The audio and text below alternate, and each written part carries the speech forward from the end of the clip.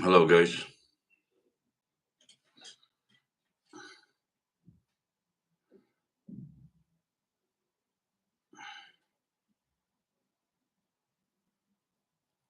We're using way too many platforms for work. We should just use Monday.com. We're not using that.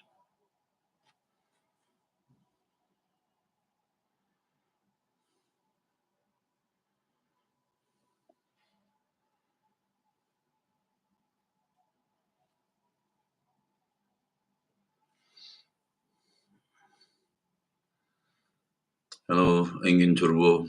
Hello, Digens. Hello, Adnan. Hello, Meladze. Hello, Zach Smith. Hello, Murat Aksoy. Merhaba. How is everyone?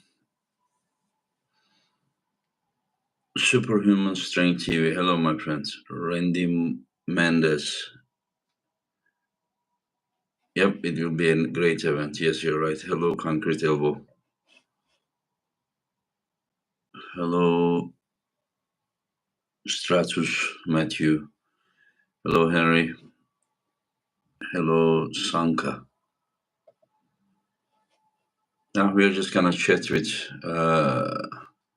Neil. I think soon he's gonna join. Hello, Georgi. Diaz. Just a moment. Hello, hello, my friend.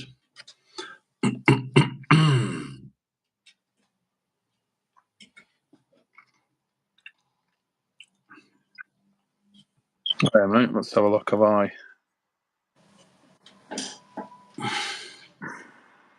Is that right or screw? No, it needs to be vertical.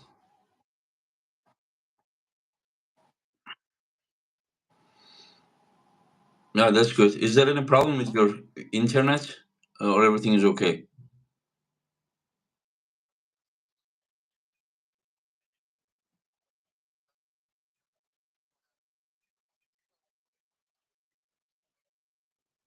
Uh-huh.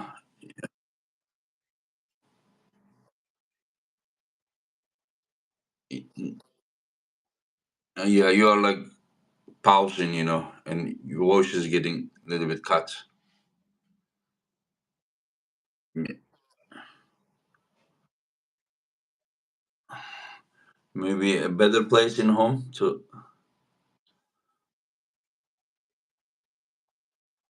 I understand. Yeah. Okay.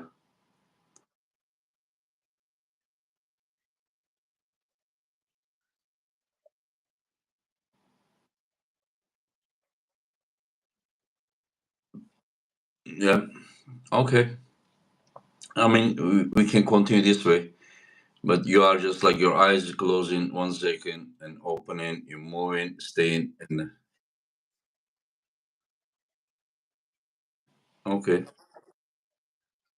okay, Well, okay. straight back.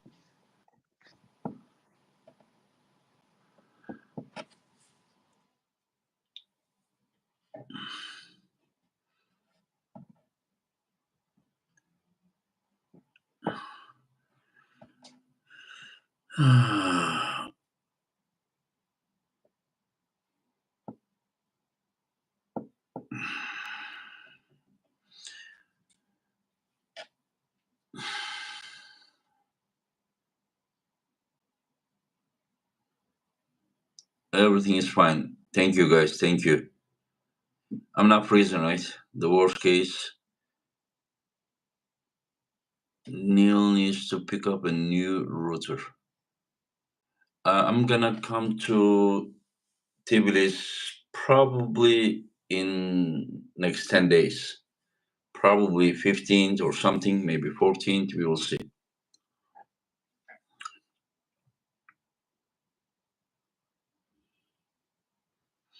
Yeah, that's good. Big grow goals. Yeah,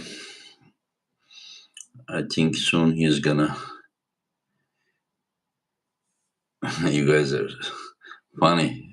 If something happens, you guys find some things to really enjoy. Neil needs engine satellite track.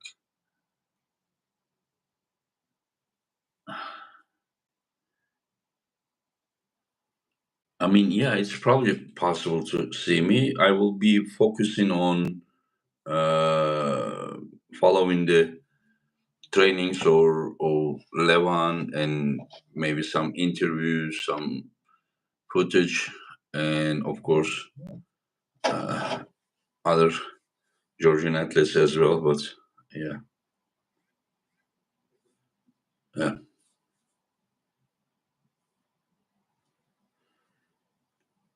yeah. Let's see how it will be.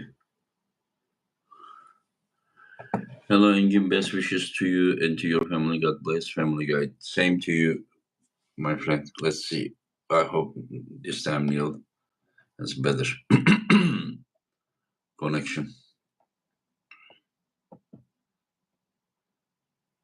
Now,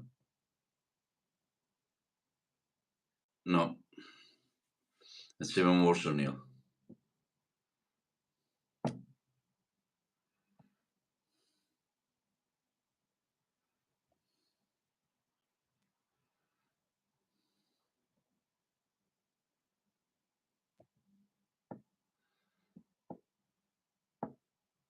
We don't hear you now. Okay.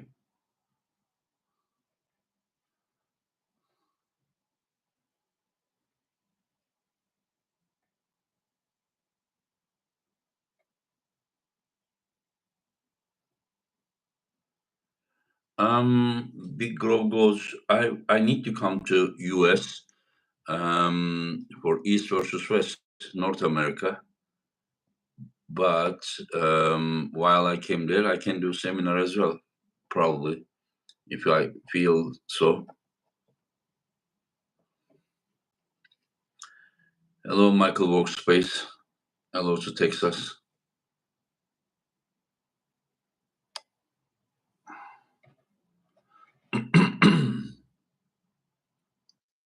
Yeah, now it's good. Oh, thank Both frick both for that. video and audio is good. Yeah. That's good. I was panicking for a moment there, mate. I was like, what the f is going on here? Trying to get this goddamn thing sorted out. How's life? So how is everything? Busy as a bumblebee, Engin. Busy Yeah, as a that's good. bumblebee. I'm That's I'm good. probably a bit like you. A lot going on at the moment, you know. But yeah, I'm Mm, okay. yeah, that's Yeah, good. hanging in That's there, good.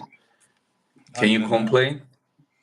Oh God, every day, You complain every day? all the time, mate. Yeah, you want things to I be done right, you know. You want things to be to everything to go perfect. Doesn't always go that way, but I suppose it keeps you young. Or in my case, keeps you old. You're looking young. This is because I'm younger. I always lie to you guys. I'm 35. They're having an effect now that you're part Yeah, man, I think part umbilical cord. They're probably they, they, kicking in a little bit. they say that it's because of this the new hairline. They say, but I don't know. How's the hair? How's the hair transplant thing working out? I Is it? don't know. Is We it will see. We will see. I mean, I really don't understand, but probably it's good. But we will see. Mhm. Time will show. Good Yeah. stuff? Yep. So, how is your elbows? Did you feel anything? And then, uh, Well, I know my wrist. I've had nowhere near the sort of amount of shots that you've had. But my wrist, I was trying to get that treated, try to get that recovered. And at this point in time, I've not had any real change. But when I first was speaking to, first of all, big shout out and thank you to Vitacell Biologics, mm-hmm, Robbie Carstendike, um, Dr. Mark, all the guys that helped me out. Um, Hopefully, I can get some more shots at some point down the tracks and continue to try and sort it out. Right now, they told me when I went over there that I had obviously a long road ahead in that respect. The fact that I've got no cartilage in my wrist doesn't make life easy, you know. So mm-hmm, it's a mm-hmm. significant thing to sort out. But also, I have chronic sarcoidosis, which is a cell disorder, and that complicates things, makes life a little bit more difficult. So, yeah, you got to deal with it day by day in that respect. I haven't really noticed any benefit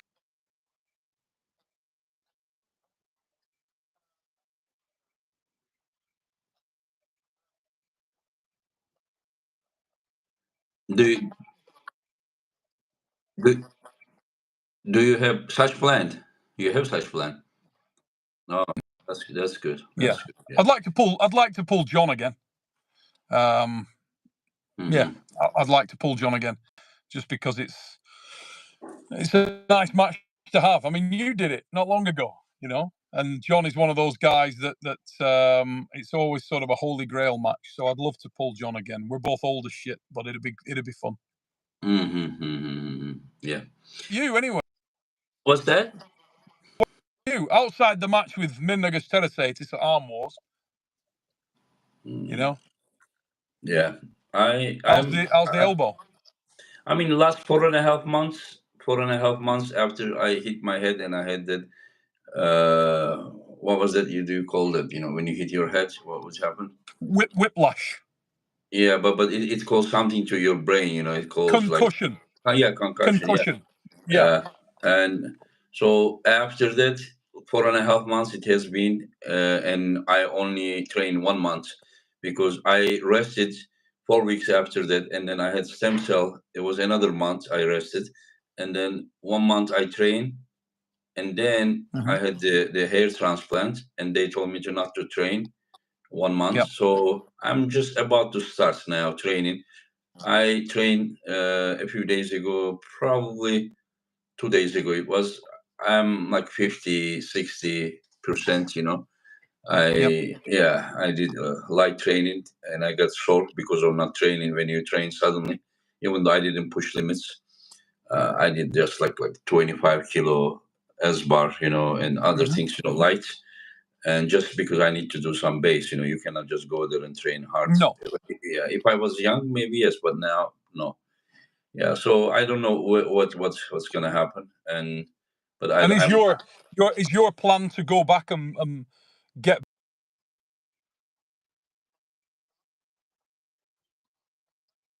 um. I mean, territory?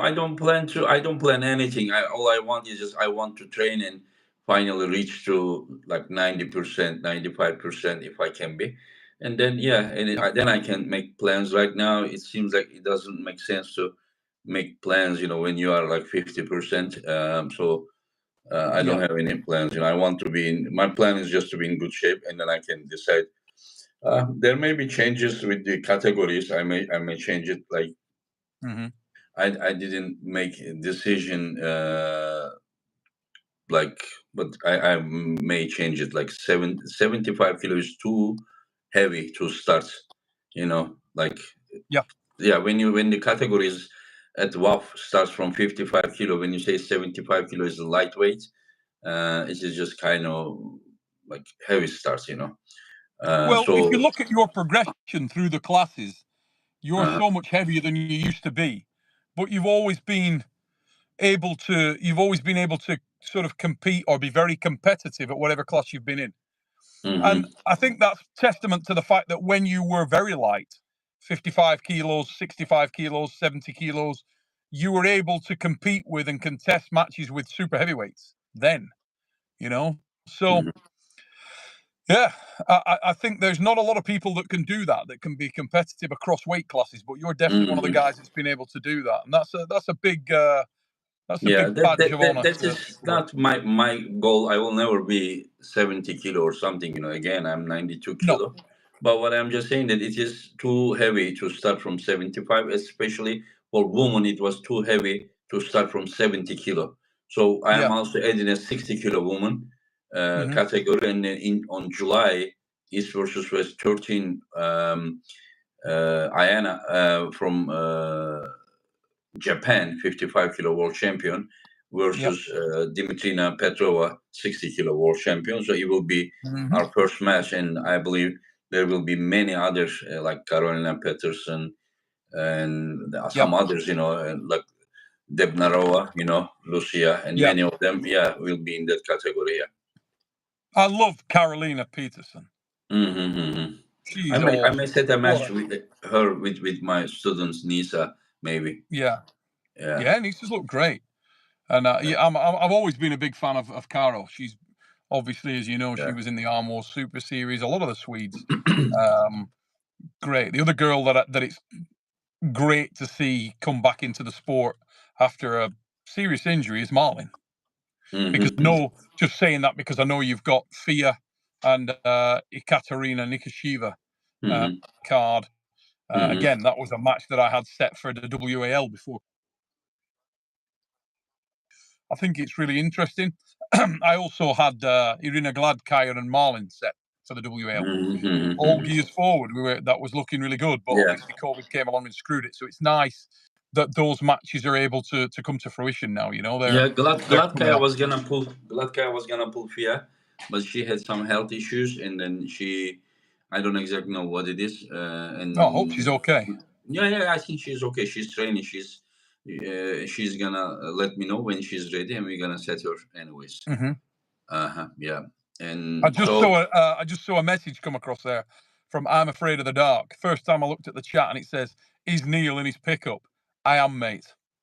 I'm in my my pickup truck sat at the front of the house. So yeah, that's where I'm coming live, and I don't do live, and I'm live. Yeah. Anyway, so let's talk about the matches. Yeah, here we go. Supposed to. Yeah. Let's see what you are thinking. Where do you want to start, mate? I will start. I will follow the card. I will start Shikadze versus Marharent. I don't know, but I think you are frozen, but that's why probably you don't see me. But Shikadze versus Petro Marharent. Do you know Shihadze? Shikadze is the current European champion in 100 kilo. He had a final match with Krasimir Kostadinov, and he versus Petro Margarint. Yeah, they are gonna.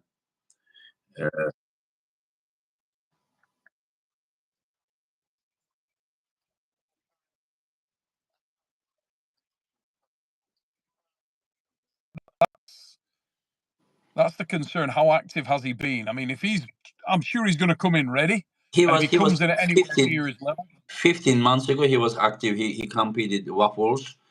In fact, Krasimir won the gold, but Petro Margarint was the one who sent Krasimir to the B side. That's the last time I saw him pull, mate. Yeah, he beat him, but yeah. And but then he lost the match with fouls and things like that, So yeah, Shikadze is like Nugo is very strong in top rope. If he comes in his best form, should win the match. That's my honest opinion. I feel like if he comes in his best shape, I would go with Margarint. Because the reason I say that is because Supermatch arm wrestling favors a guy like Margarint, I believe. He is very, very powerful, very diligent, quite slow. Not necessarily the most explosive guy, but seems to have really, really good power and consistent power. You remember when Igor did the thing, sort of an underground, just in a gym over in Ukraine, and Margarint looked really impressive there. Just that slow diesel power. Marharin beat Revaz, Marharin beat John, he beat Sandris, maybe he even beat Sabin, as far as I remember, in the Moldova events. And I'm not 100% sure, but just his wrist incredible. But we don't remember somebody, like not many people could top roll Krasimir as Nugor Shikadze did. And that was interesting, especially in the strap he did it. So also I saw the comments by Krasimir. He said very interesting match about this match. Yeah, because he knows both athletes very well. These are like he recently pulled both of them.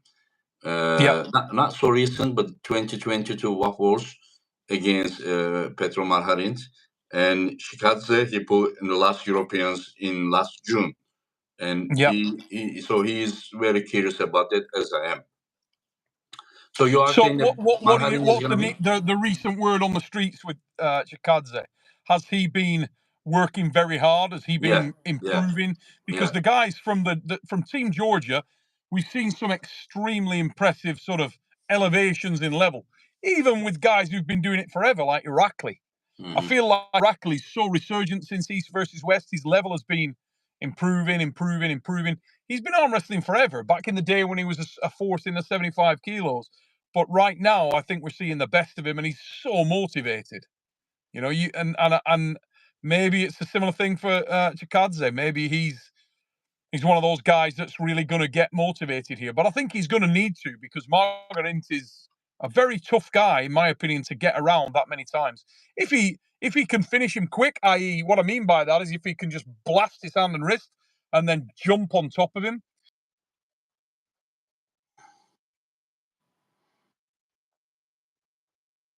much quickly.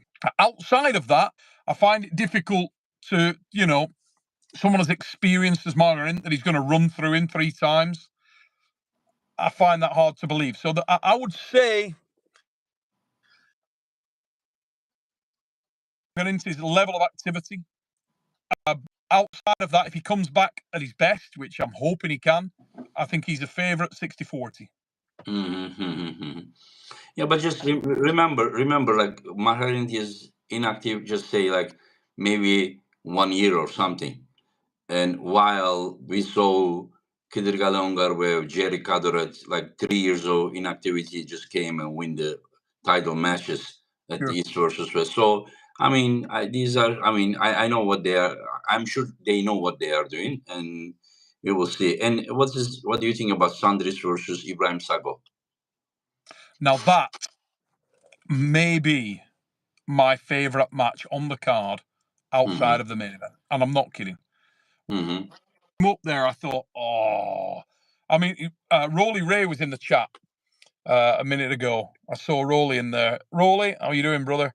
And he will know when I saw Sagoff pull with Toddzilla. Mm-hmm. I said, mate, him and Sandris will be fire. I really love that match. I like Toddzilla versus Sandris, and I like this match a lot. Mm-hmm. I'm going to go with Sandris because I think Sandris is incredibly complete. Mm-hmm. Incredibly complete. I think he's got. I see it being a battle. I see Sagoff being a threat early because he's stupidly explosive, unbelievably explosive.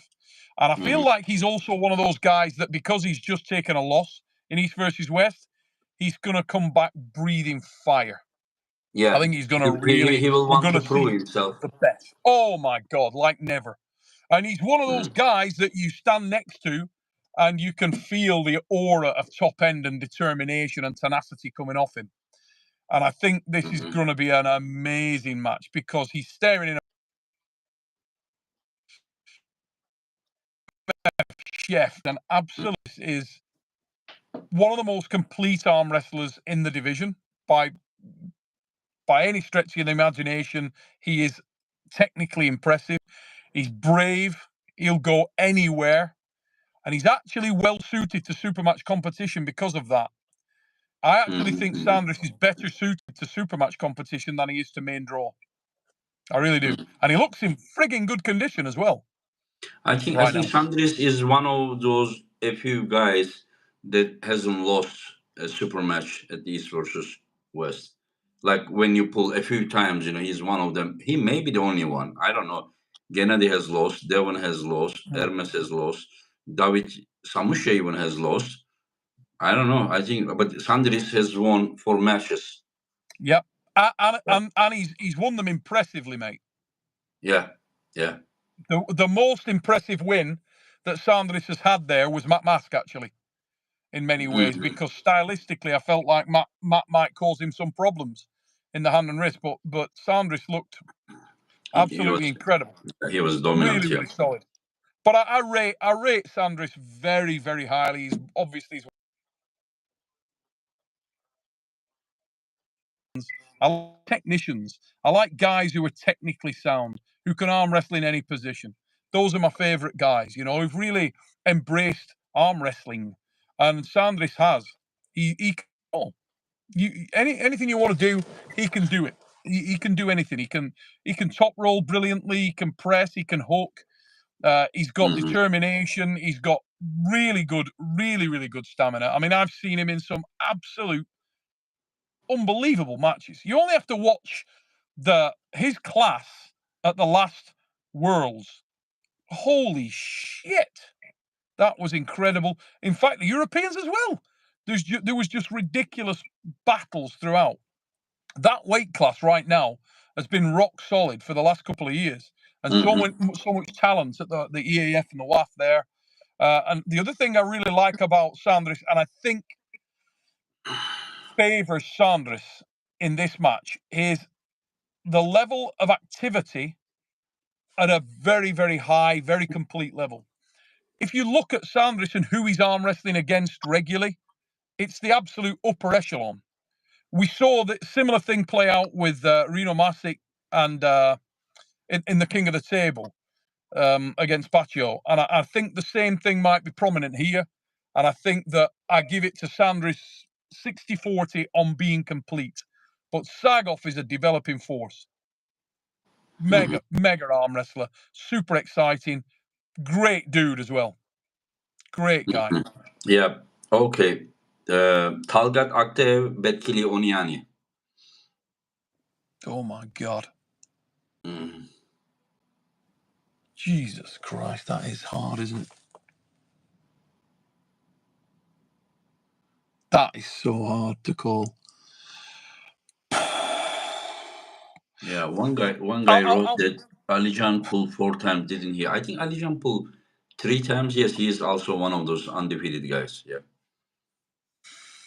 Betkilian Talgat, bloody hell. Let's say this. I've seen Talgat do things that have just been ridiculous. And I always find it hard to bet against him. But with Betkili, you've got a guy that I didn't think would do as well as he did with Jacques.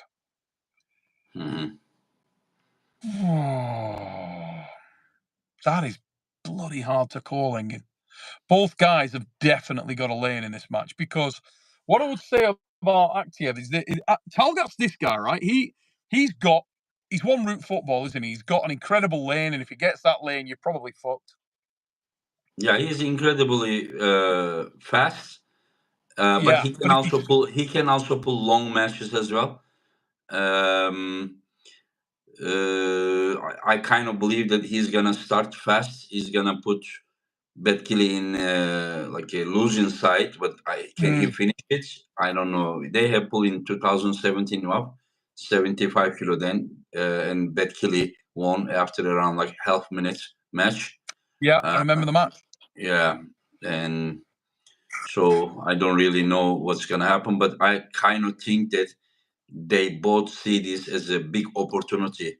They know that once they win, there will be another invitation soon, and so I think they both are looking forward to this match, and they have from their perspective, they have no way except like winning. They don't have any I other. kind of think that a long drawn out match probably favors Oniani. Yeah, I think Betkili probably is favored in a long drawn out match. I think a lot of the hardwiring of Talgat is around just explosive finish. Not that he can't arm wrestle for a long time, but I think he would be more worn down by that than Betkili probably over a long match. I think if it turns into a battle, I favor Betkili. It's that early, because obviously Talgat's now bigger. I hear good things about him here. He's kept just as explosive as he ever was.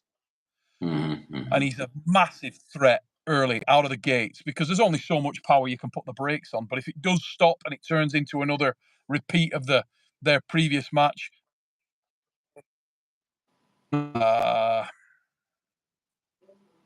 absolute 50-50, that one, mate. Very hard. Yeah. There is a super chat. Ghost Neil, I am in Leeds, been looking to join an arm wrestling club for months. Can't seem to find anybody. Would love for you to Oh, help me. PM me. Thanks, brother. I can sort that out quickly. But send me a personal message. I can sort that out quickly, no problem. Got a really good crew in Leeds. In fact, the Arm Wars head referee, a fella called Dan Hanlon, great guy, runs an outfit out of Leeds, England, and there's a lot of good pullers there. You know, really good pullers. Elliot Eccles is out of Leeds. There's some good arm wrestlers there. Mario says that Ali Jan had to search three times very hard in order to pin Onyane. I was there, he just hit, he couldn't, he come back in the second hit, he pinned him. It was just like almost the same as like a Prudnik match, maybe even faster, easier. We have Mindaugas Tarasaitis Arthur Makarov match. So this is a great match. I don't think it's gonna. It's two great athletes, but I don't see it being as good a match. I actually think there's a high percentage possibility of fouls in this match, right? And I'll tell you why. I think that you've got two very, very different arm wrestlers. I think you've got one guy that does what he does very, very well. He's got massive power and solid endurance in Artur Makarov. With Mindaugas, I see one of the most complete arm wrestlers in the game if you're looking at top rollers and guys who are really tuned into being a purist top roller. The thing with Mindaugas is he's trying to, and he's effectively bolting little bits onto his game. We saw it with Daniel in the last match. He's finding resting spots. He's understanding his arm wrestling better, and I think he's gaining a much greater appreciation for the negative arm wrestling on the B side. Top roll.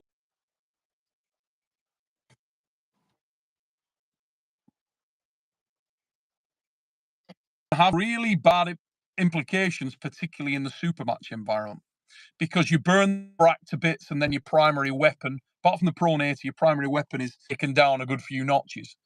And I think that Mindaugas is very aware of that now. And my concern, if there is one in this match, is that in Makarov, he's dealing with a guy with a very big dominant hand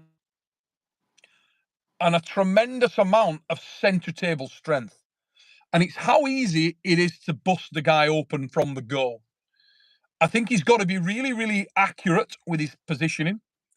I think the position that he adopts on the setup is unbelievably important. And for me, I'm not going to say it on here, actually, because it gives something away. And I think it's up to both guys.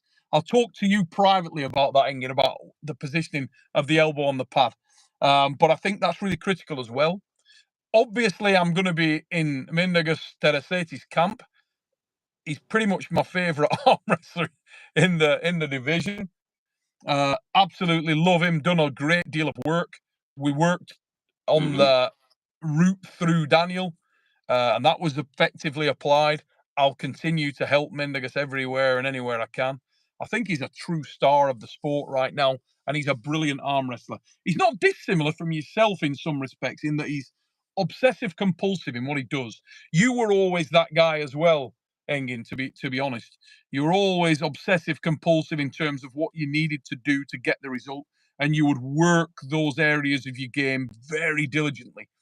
Your explosivity was a very, very key weapon, but your hand and wrist were probably underrated, and your pronator was definitely underrated, and your understanding of the combination effect of those elements. So, did you say that my pronation was underrated? I think Mindaugas starts as a favourite. Did you say my pronator was underrated? Just wait till it comes back. Did you say that my pronator was underrated? Yes. Yeah, I think your pronation is better than people gave you credit for. Oh, a lot of people. I don't know. I don't know who. I don't know who that person. I haven't met, because, I mean, I've met a few. I mean, I don't know. I don't know who that person, but probably he doesn't know about arm wrestling, because there's a lot of those. But I've met a few, mate, and Okay. understand how obsessed with pronation you are, were, and have been. They've spoke to me about Devon use of the pronator and others, but particularly Devon. And I said, well, in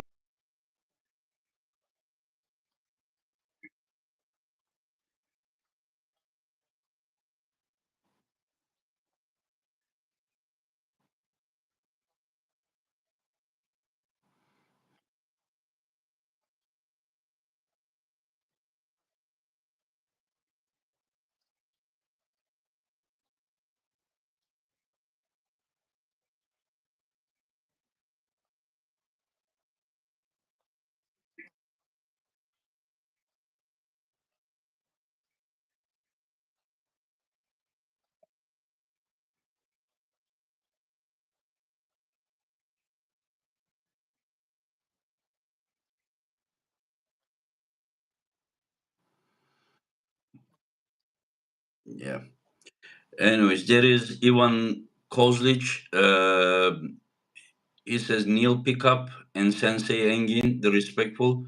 You are both amazing people. Just to say hi, hello, my friend. Hello, thank you, Ivan. Yeah, and so okay, we go next to Fia Raisek, Ekaterina Nikisheva. Okay, I've got Fia Isaac as a favourite.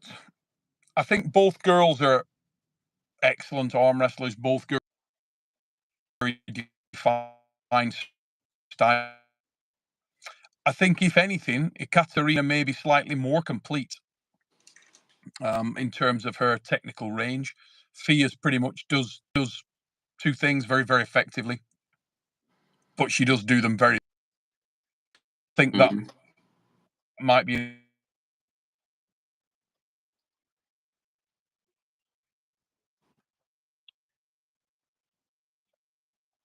recently.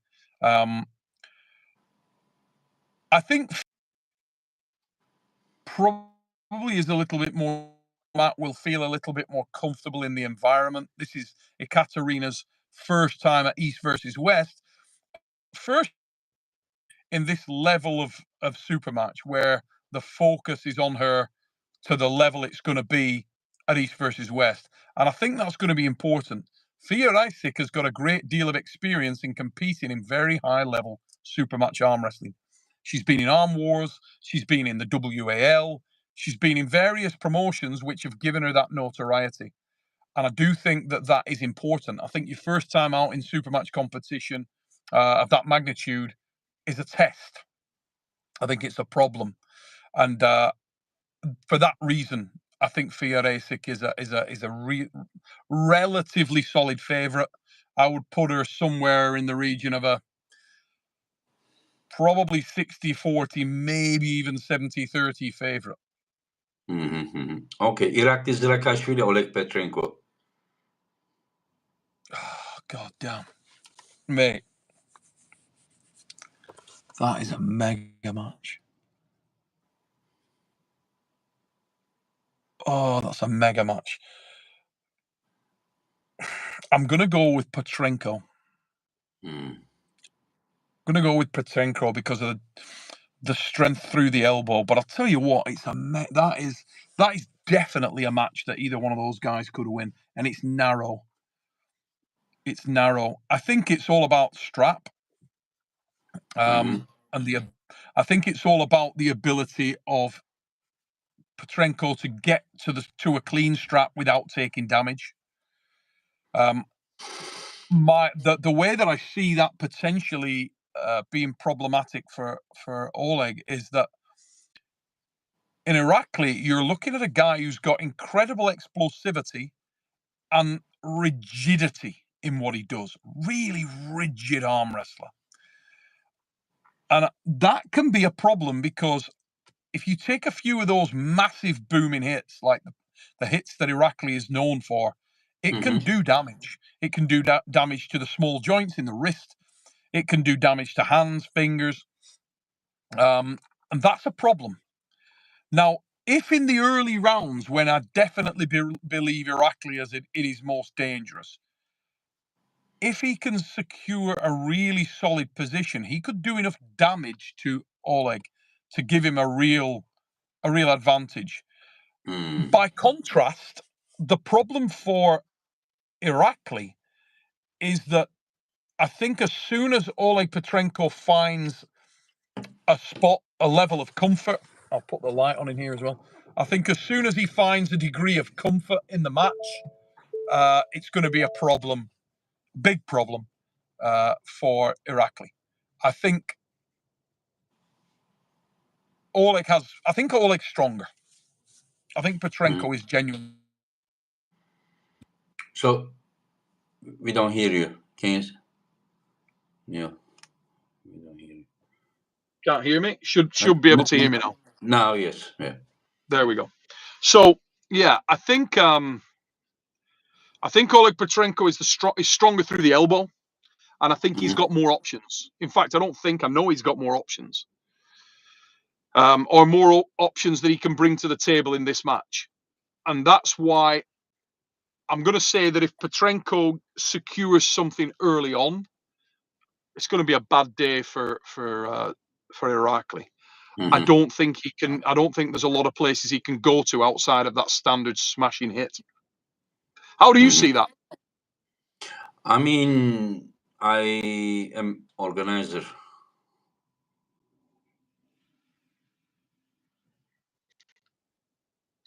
I mean, come on, son. I can only say something. If Irakli is pulling against a hook puller, I mean, it is very, very hard to favor the hook puller. But like, yeah, the I times don't know that whether Irakli Petrenko lost, is just a hook puller anymore. the times that Irakli lost was against the outside puller, like Dadikyan, like Ongarbev. Yeah. He also got toppled by John, but he was able to win with that wrist. I don't think if his wrist get toppled by Petrenko, I don't think he can beat Petrenko with that wrist in a fresh round. I don't know about their endurance, but I mean they both have chances. I believe. Yeah. If I didn't think it's a close match, I wouldn't set. Just remember, Yeah, if I I'm think so. setting a match, most likely I'm doing my best to set even the matches, and as you see, all these matches that we talked till now, to me, close. If I set a match, Mate, there isn't. Look, I get that, mate, because I do exactly the same thing. There isn't.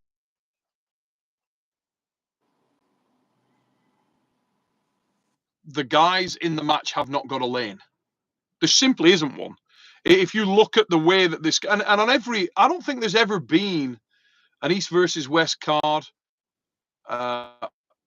where there are not upsets, where there's not some significant moment within that card where you think, holy shit, I didn't see that going like that. That is, I think that's a true statement. I don't think there's been any card where it's just gone to absolute form guide. And that's because of the matchmaking, because of the fact that so many times and we speak about the lanes in which the guy can win. And so many times they play out like you think they're going to play out. And then there's that one time where something happens and the curveball comes in, something you did not see. An example would be John and Irakli. If you'd have said to me at any point in that match, is Irakli going to go to a dead wrist press to finish? I would have said no. yeah, yeah, that is life, That's life, We are always learning something new. Nobody knows. Everybody knows the past, but nobody knows the future 100%. Yeah. Absolutely. Yeah. So you are saying Petrenko is slightly favorite against Irakli? This is what you say? Yeah, very, very slight favorite. I've got sort of 55-45 favorite. I think that the biggest threat from Irakli is early in the match.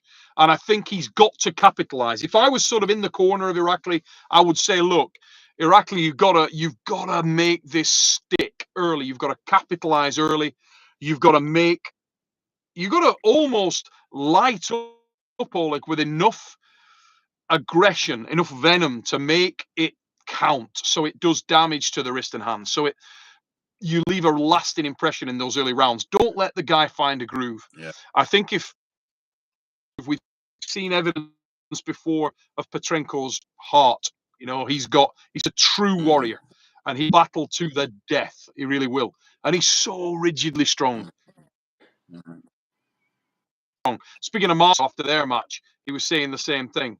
He's extremely strong, Yeah. man, and I think Irakli's got to make it stick early. If it turns into a battle, a bit like I said earlier with the Oniani Telgat match, I do believe that if it turns into a long, drawn-out battle, the more it swings in favor of Petrenko. I understand. Big Grove goes Engin said Neil versus Ron. If Neil wins, he pulls John.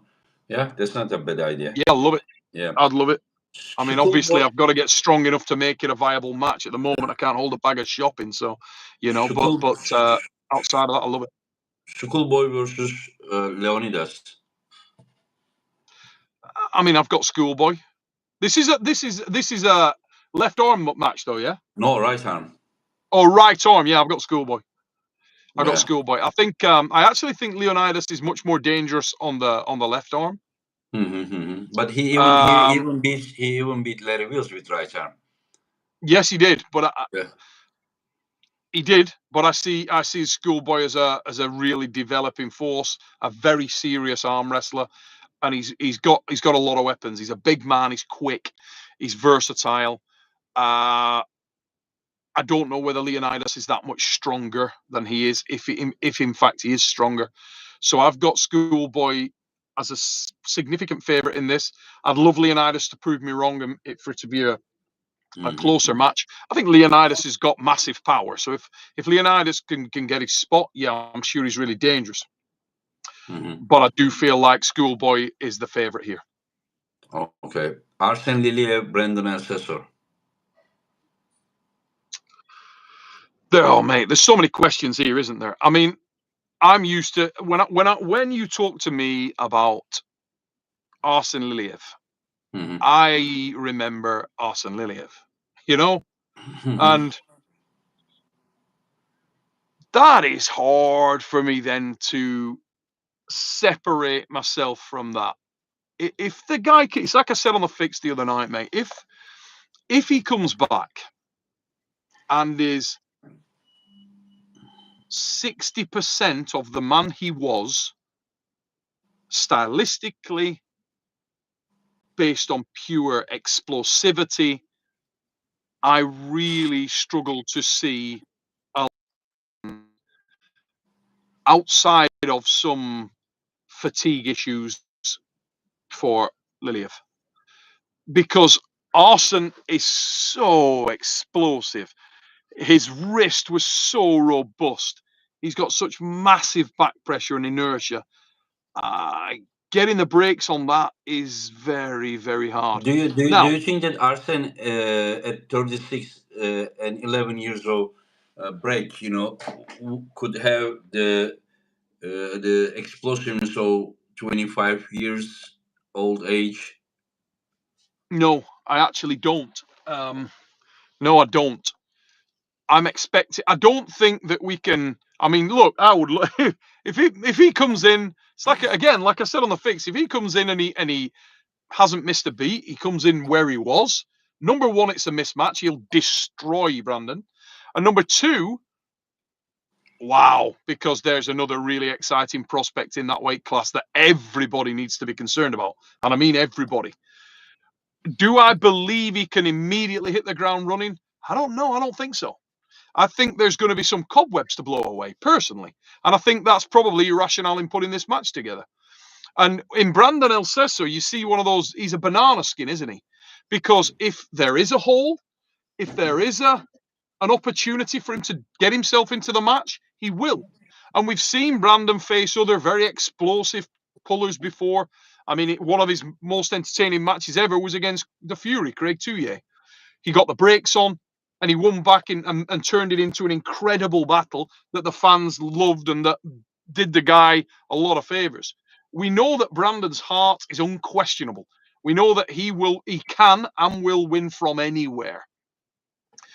And if Arsen comes in and he doesn't have the endurance that he's going to need, if he doesn't have the togetherness that he's going to need in terms of finishing the match quickly, if he doesn't finish Brandon quickly, the upset could be possible, because Brandon has got endurance for days. He really has. He's an absolute stayer.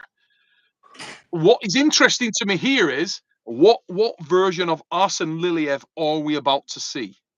Are we going to see anything like the destroying force that he used to be? I mean, this guy was an No, he absolute will not. He will not be that serial guy killer. for sure. We know that he's not gonna be that guy.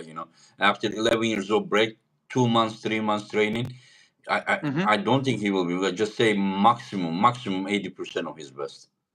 Mate, if he comes in at 80% of his best, I think he runs through Brandon. Really. Yeah. But just remember, you're talking about 90 kilo Brandon the Pool Craig Tudor. Now we're gonna see 235, like 30, like 105 kilo Brandon, like 15 kilo Yes. heavier guy. Yeah, new experience really in many ways for everybody. I mean, how much can Brandon put on in that respect? I don't know. We spoke the other night on the fix, myself, you, and Paul Lynn, about the optimum for an arm wrestler, where you feel at your best. For example, right now I weigh like 110, 111 kilos, but I'm out of shape and I've got back tits and I'm not the guy that I used to be. You put the 85 kilo version of me against this guy, I will smack the piss out of myself. So it's always where the guy's at and where's their optimum. And I don't know. Brandon Elsesser was always an extremely conditioned puller. When he came in that sort of 85 to 95 range, I know he was cutting weight to make the lighter weight there, and his natural walk round wasn't that. But he was in great shape. This guy's shredded to bits. He's got arms that look like they've come off a frigging marble statue. The guy was in condition.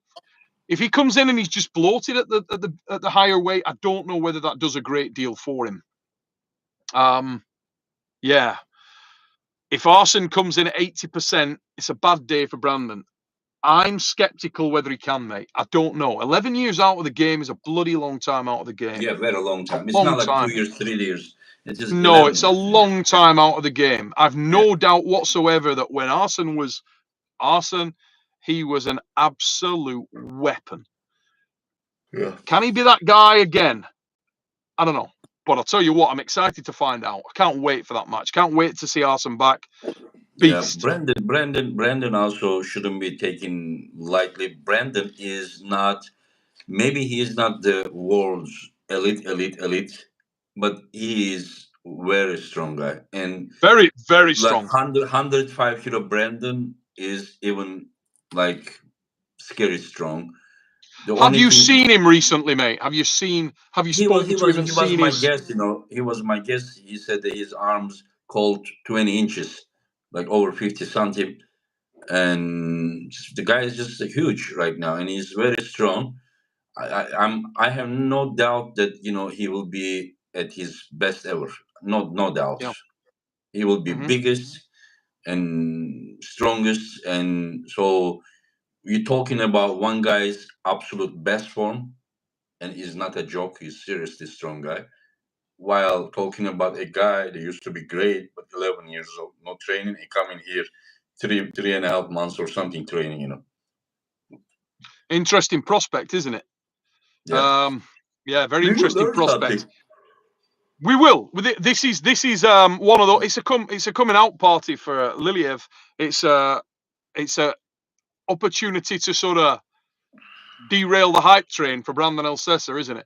I mean, he's got one of those guys there where it's like a bona fide superpower of arm wrestling in his day, in Arsene Liliev, and there's a lot of excitement.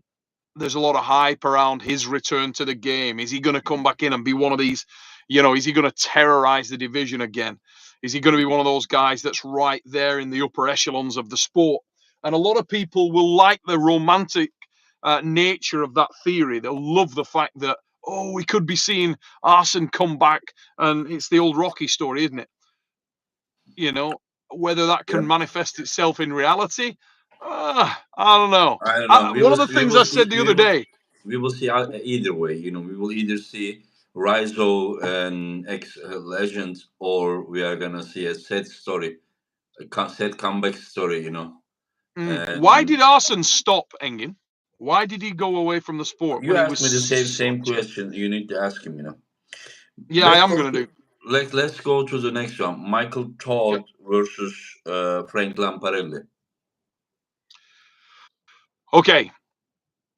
Frank Lamparelli is a very, very dangerous, extremely underrated arm wrestler.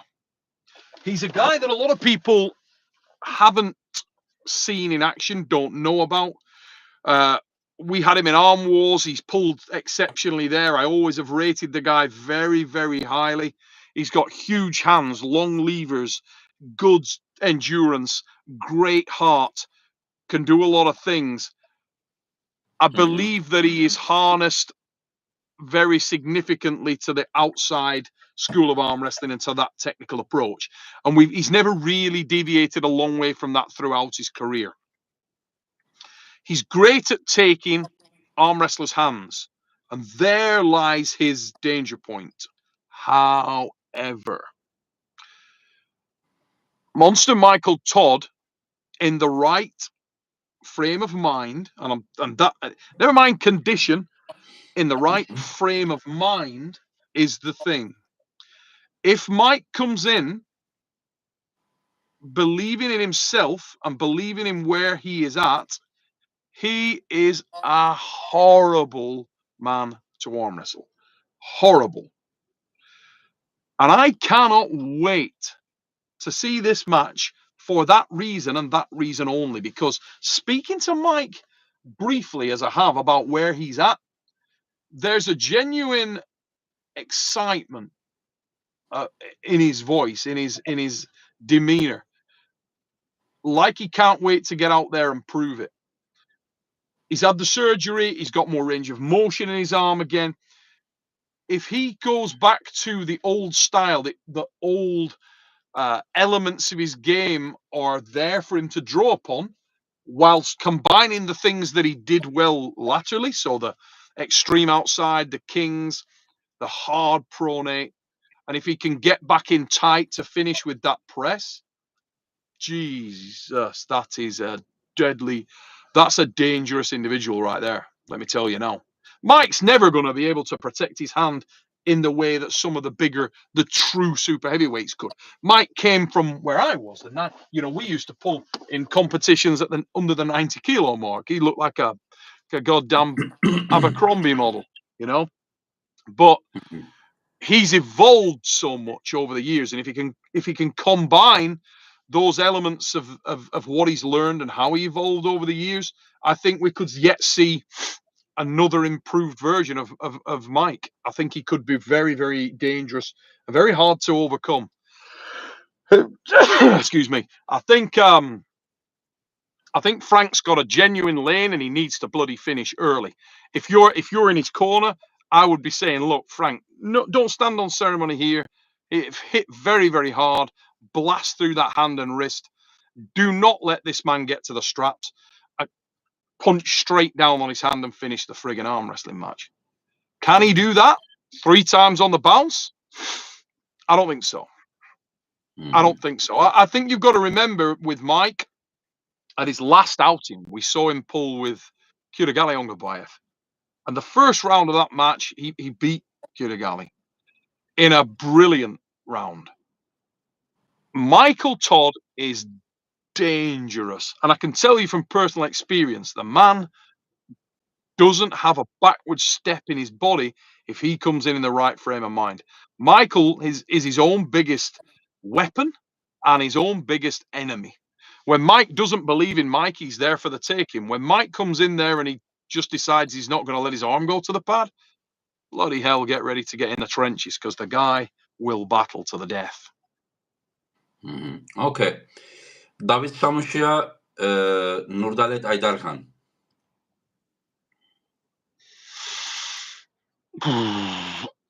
Very similar situation to what we spoke about earlier. Early rounds, incredibly dangerous Nurdalet. brutally explosive and can do damage. Hits in a way that if you try to put something in front of him, damage can be done. He can hurt you. And that's the risk for Daffit. Standing on the tracks when the trains come in is a dangerous thing to do. Nerdalet is lethally dangerous early. If Samusha gets a spot, gets the brakes on, and can put that fatigue into Nerdalet, it comes very much in his favor again. This is not a dissimilar, while stylistically very different, it's not a dissimilar situation to what we're going to see from Irakli and Petrenko. With David Samusha, I think you've got the very best guy in the division if you look at endurance and top-end strength as a package. I think he has those in abundance. And I think that if he finds his spot, he's probably the very best in the world at the weight class, for real. With Nerdalet, you're looking at just an absolute savage. Speed is a weapon, and if he can impart that really quick, it could be a boring match. It could just be boom, like we saw with Vala. You know, I think that Samusha is a much different prospect to that. He's super calm, and I think Samusha is actually better than people think he is. And I've got Samusha winning the match. I don't think he can afford to do any showboating. I think in his last outing, he allowed a little bit of daylight to his opponent to work, and his opponent was better than he thought, and got dragged into a bit of a dogfight.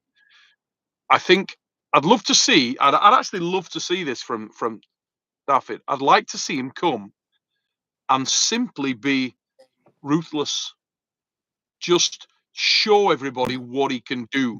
Almost come in for the Mike Tyson effect and just try to make it a boring contest. Blast the guy. I have a question for you.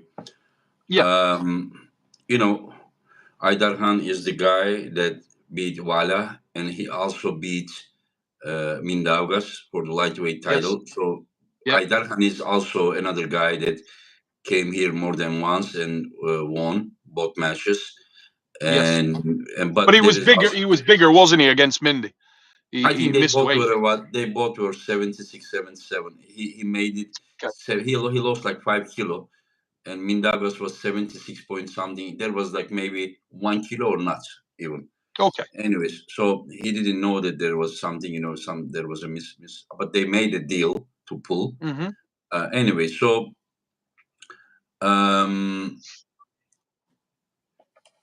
if somehow David Samusha wins this match, yep, and if next match would be 85 kilo versus Adam Warzinski versus Samusha, how do you see that match? Oh God, that's awesome, isn't it? There's endurance, and they both are like inside. They both are slow, and they both have incredible endurance. That's a great, and both men make 85. But he made 85 kilo against Arthur Makarov, and he won. Yep. Arthur that's an amazingly good. That's an amazingly good match, mate. Yeah. Amazingly good match. Amazingly good match. I kind of think I'm going to go with Samusha again, just because it's more his wheelhouse from a weight perspective. I actually think the best of Adam is slightly above that. I think Adam's mega when he's slightly bigger than that, So I'd go with Samusha, but that's a great match. I love that. I even like that match if Adam doesn't have to make 85 more. Yeah, but I kind of like that match if it's at 90 kilo catch weight. You know what I mean? No, if it is gonna be world title, it needs to be in the category. Yeah. Yeah, but what I'm saying is, I get that. But what I'm saying is, the actual match is better as a match if it's at 90 kilos and not for the title. For the title, I think it's a little bit more in favor of Samosia, because I think I he's mean, if I more was Adam capable. Warzinski, I would prefer to fight for the belt. Like just come here and be beating Samusha and not having the Definitely. belt. Yeah, I mean, Definitely. For me, I'm yeah, talking about just from a viewing perspective, from yeah. a fan. If you want to watch that match at its very best, I think it's better as a 90-kilo catchweight match. I For think me, Samosia has an easier time with Adam when Adam has to make 85. as a fan, I would prefer that match to have a strong meaning than just just like a fun. You understand? It will Yeah. anyways. It will anyways be tough match. But if somehow Adam wins, I mean, he should be putting the belt on as a representative of West. You know? Oh yeah. Yeah. Yeah. Adam's a big dude. When you meet, when you meet Adam, Adam's very thick set, big guy. Looks a big guy for 85 kilo. Looks very, Okay. very solid. Let's go to Hermes Gasparini versus Alijan last three match. Oh, my friend. This is ace. I have spoken to so many people about this match. I have got so many messages about this match. People asking my opinion on it, people telling me what's going to happen. This is a hype train match. Alijan is a dyed in the wool giant killer. Guy who's made his name from doing this. He first sort of emerged into the public psyche because of the fact that he's done this at the WAF Worlds, but not against this level of arm wrestler. So this is more of a acid test against a massive name in the sport right now, and would unquestionably cement Alijan's claim that he is a genuine threat for any weight Superweight. division. Yeah.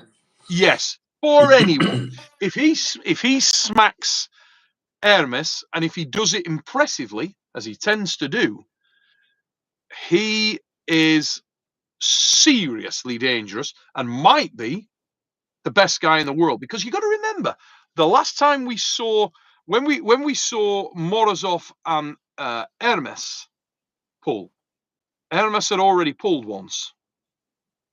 Morozov So, as well. Morozov as well. but different match, Morozov also very had a different. tough match with Yeah, Revaz Lutidze. But Revaz Morozov match was, I think, one match before Day versus Hermes. And also, yeah. not everyone is able to handle two matches uh, like in one night. Yeah. Yeah, I also think it comes down to focus, mate. I think it comes down to the athlete and the foot. And Hermes is one of those guys who's he's singularly focused on something, and I don't. I think there's more of a grind about Morozov. We saw that evidenced really well in this last match with Alex Kadechi, which if anybody didn't get the last East versus West pay-per-view, get it now and watch that match, because you won't see a better super heavyweight matchup anywhere, anytime than that. It was ridiculous. But what it did do was really show the heart of the current champion. I think with Alijan, my biggest concern for him is that he doesn't just get blown away. And you know what I said on the fix the other night? I'm looking forward to seeing if Alijan can be put into a bad spot, so the B side, Mm-hmm. get the brakes on. And think about that for a minute. Get the brakes on That's all up to Hermes. what, and up to which position. If you put the brakes on this, it's finished for Hermes. Mate, But if it is like this, then it is yes. something different. Yeah. Exactly this point. Night and day difference.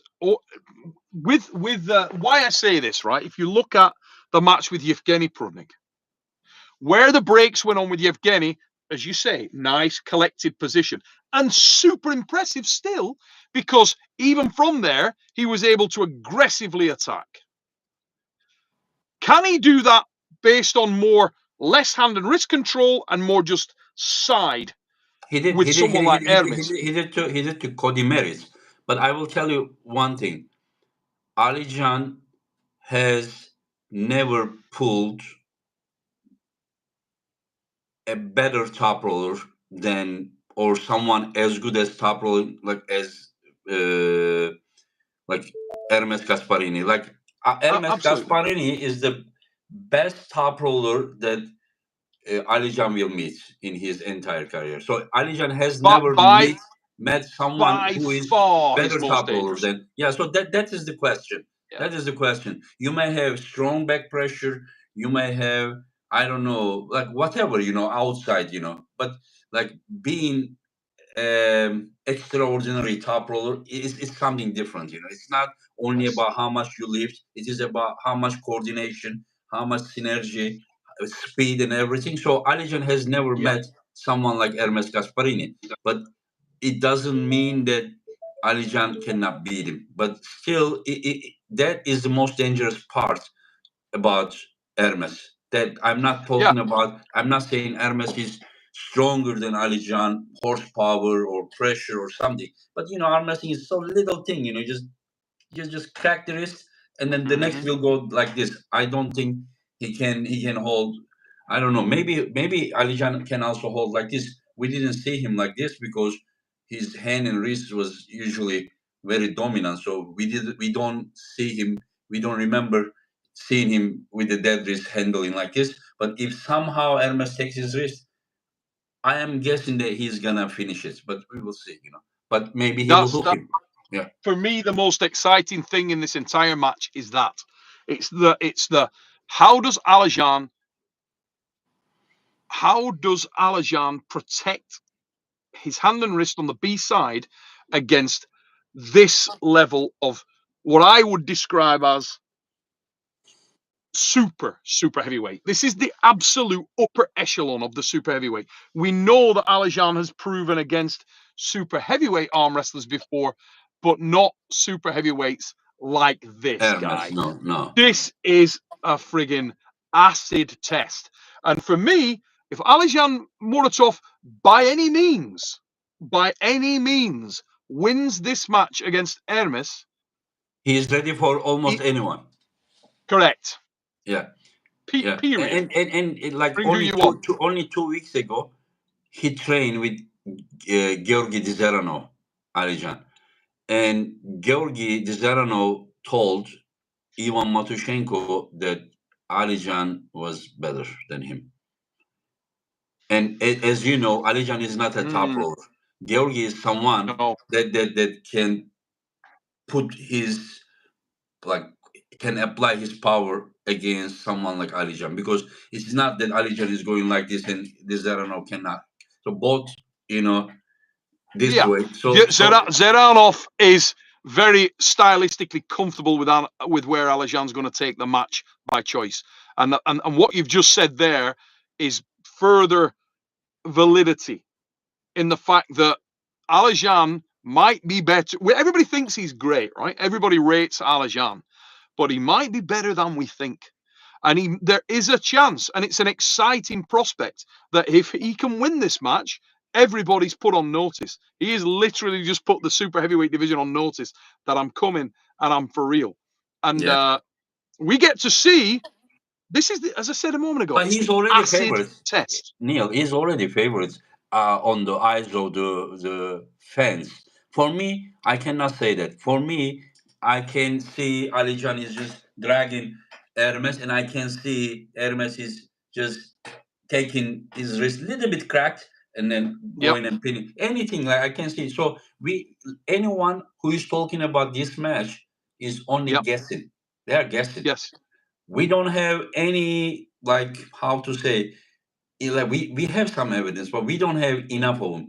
Like Prudnik yes. is as good as Armaster, like Hermes, but especially with left arm, Prudnik is not a super top roller. He's more like, No, going. and size So matters, Engin. Size does yeah, matter. And what were you looking at with, as I said a moment ago, this is different ways, same thing. You're saying we don't have that true proof, and that's what we're looking for here. This is for me, and I think for you, this is the acid test for yeah. Alajan. If he does this, yeah, okay, I'm convinced you're a bad man against anyone. You can bring anybody you want, and you're not going to get a higher level of threat with the possible with the possible exception of some of the true freak giants. So you've got Laletin brings that freak factor where it's just trying to reach him. You have a type of event you call reality check. Correct. Exactly Yeah. that. And this is it. This This is it, dude. This is it. This one, Big time. Yeah. And I'm excited by that. And as I said a moment ago, I have had so many messages about this match, bearing in mind that this is the card where Devon Larratt's going to face LEVAN.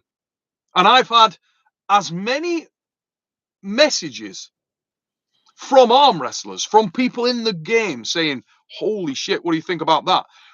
About this match, as I have about Devon and LEVAN. Maybe because of the fact that we've seen Devon and LEVAN before, and many people will have already sort of made their call on that. They've mapped it out in their mind and they've made that decision. Where with this match, I think if a lot of guys that are on the fence, it's interesting to me that you say that with the fans, that Alijan is a strong favourite.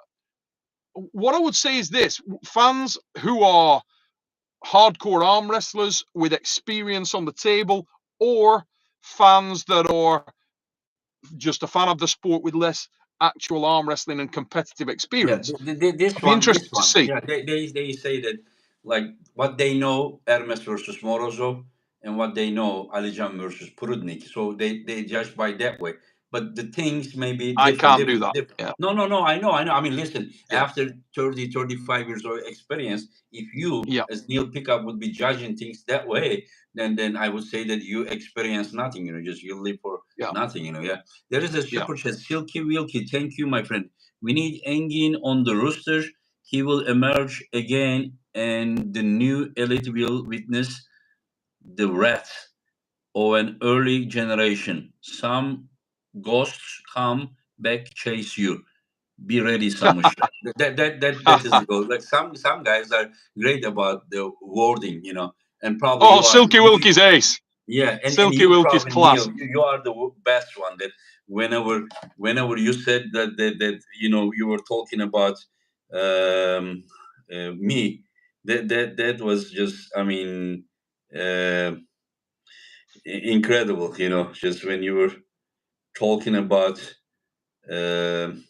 Let me see if I can find here. I was like, wow, that guy really knows me, but that was the truth. That was the. Let me see, where was it? Yeah, here. Let me see if I still have it. Probably no. Yeah, they remember the time that you were saying that, like, if two people were watching me at the backyard, or the 2 million people watching, and then you were saying that Engin wouldn't give a shit because, I mean, he only, I didn't know he'd seen that. Okay, yeah. No, I meant every word of it. When I was watching that, I was like, yeah, that guy knows me very well, because I really didn't care. I found out, when I found out, when I realized that people think very highly of me, it was, do you remember there was Pinnacle Arm Wrestling from Canada website?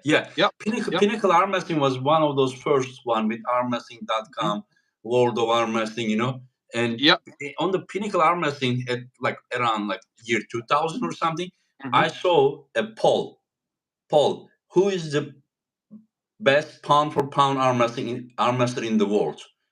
And then I look at it, and it was 56% John Berzing, 32% Engin Terzi, and the rest was 2%, 3%, 2%, 3%. I was like, wow, people think highly about me. I was very surprised, because I didn't really care. I didn't even have, at the WAF, when you pull WAF, you pull, and then people goes party.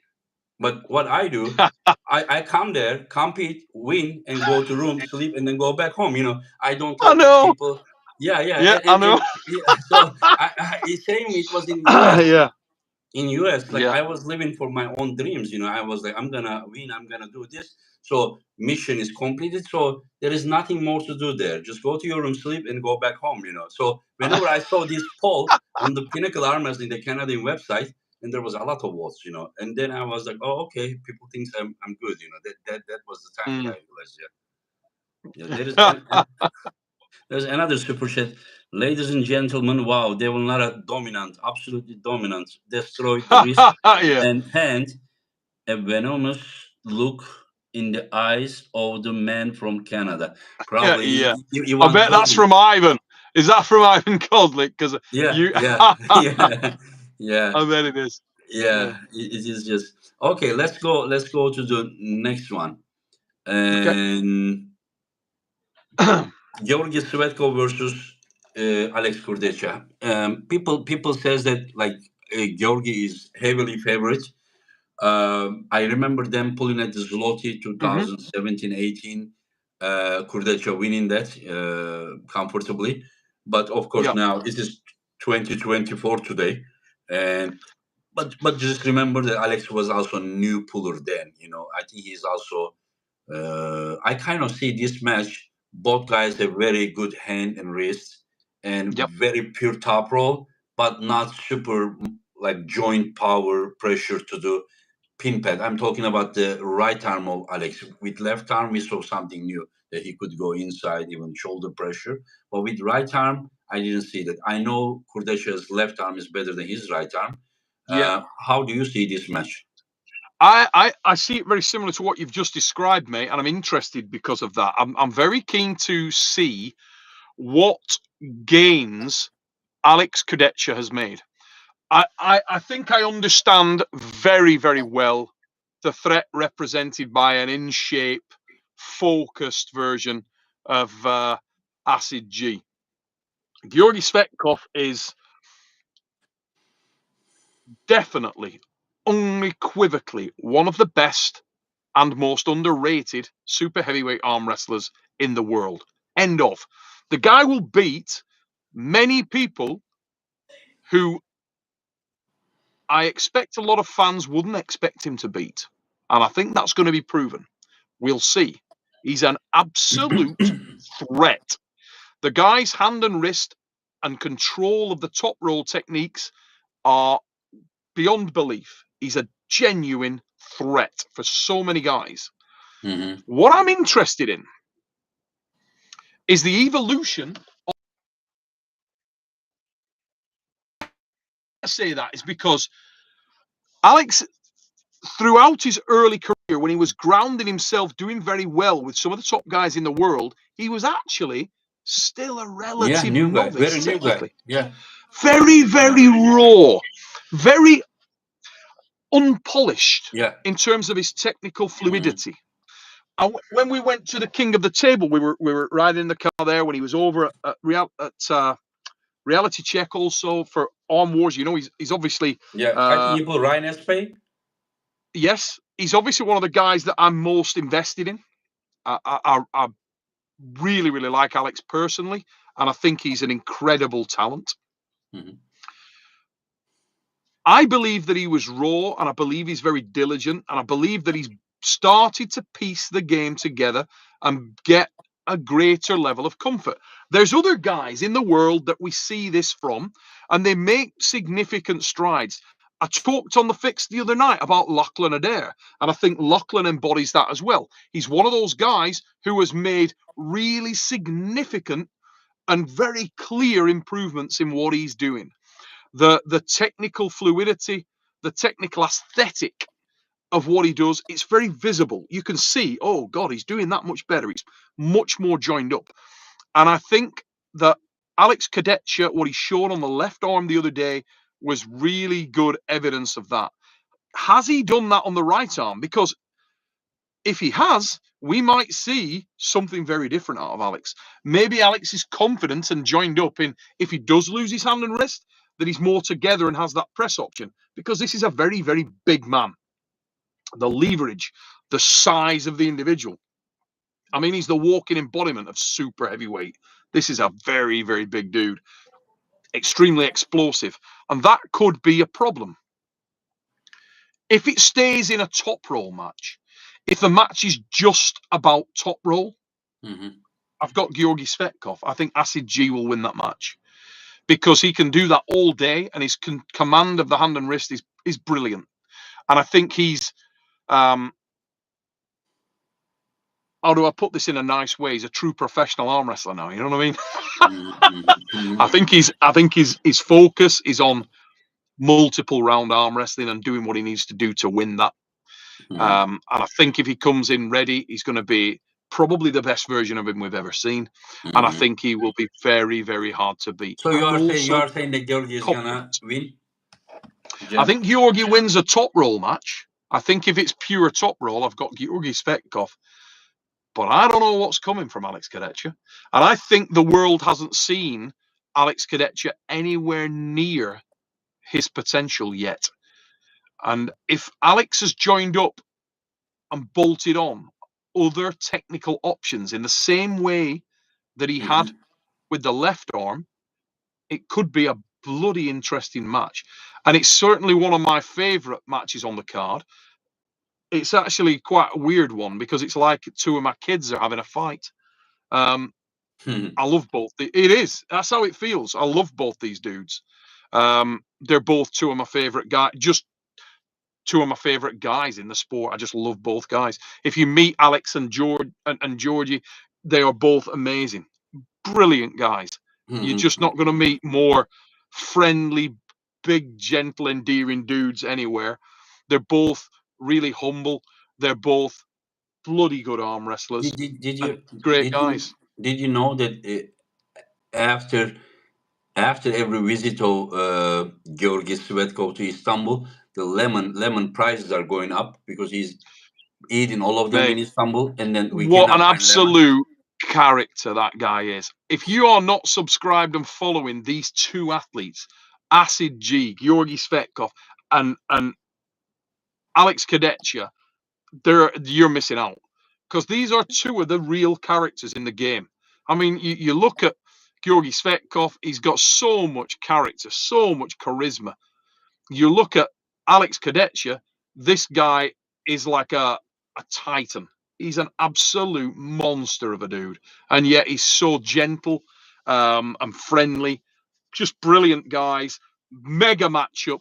Two of the guys that I'm going to predict right now in this year, regardless of the outcome of this match, I think in the next sort of 12-month period following this match, so from now to mid-2025, you'll see some really impressive results from both these men if they keep their head on their game. Regardless of the outcome of this, two superstars and two guys that are going to be forces in the super heavyweight division. I think they're going to turn over a lot of really, really good guys in this next year. I really do.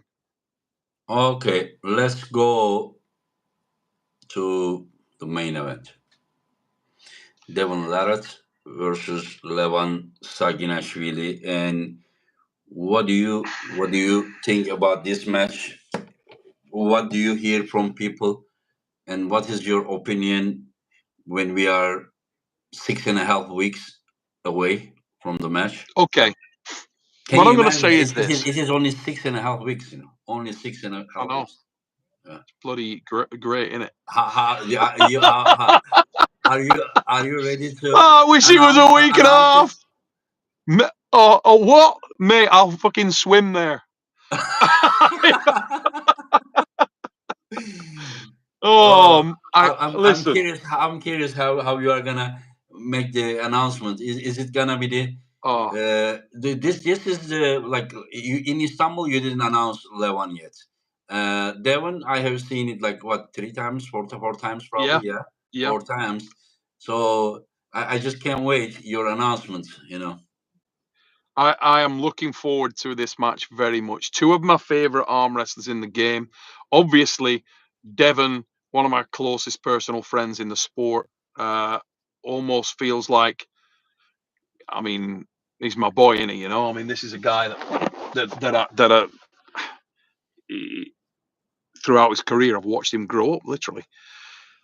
I'm going to say this, and this is not biased. This is how it is. Okay. Levan Saginashvili probably. Okay. Go ahead.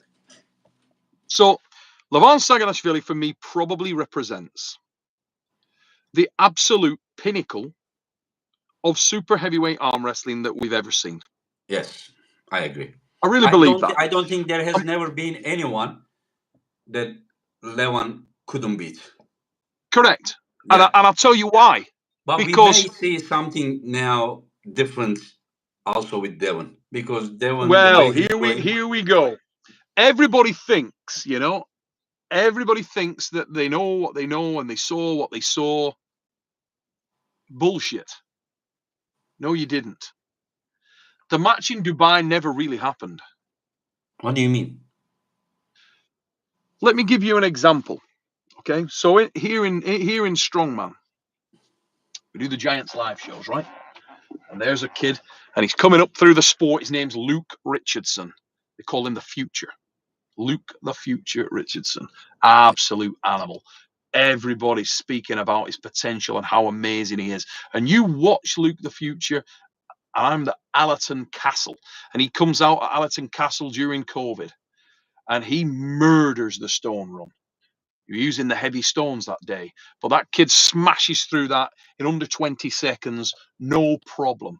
Picks up those stones like they were made out of cardboard and flings them onto the goddamn podiums, secures the title of Europe's strongest man, and underlines the fact that he is an emerging force. Okay?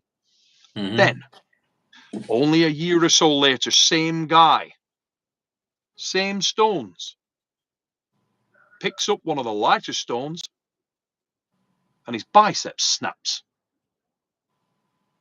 And he can't finish the stone run. The question I would ask you is this. Did you just see the potential of Luke Richardson? Or did you just see Luke Richardson get injured and you didn't actually see what that man is capable of at all?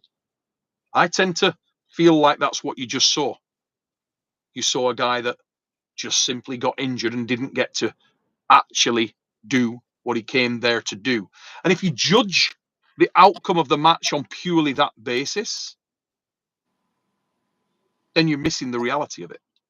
What I will tell you is this.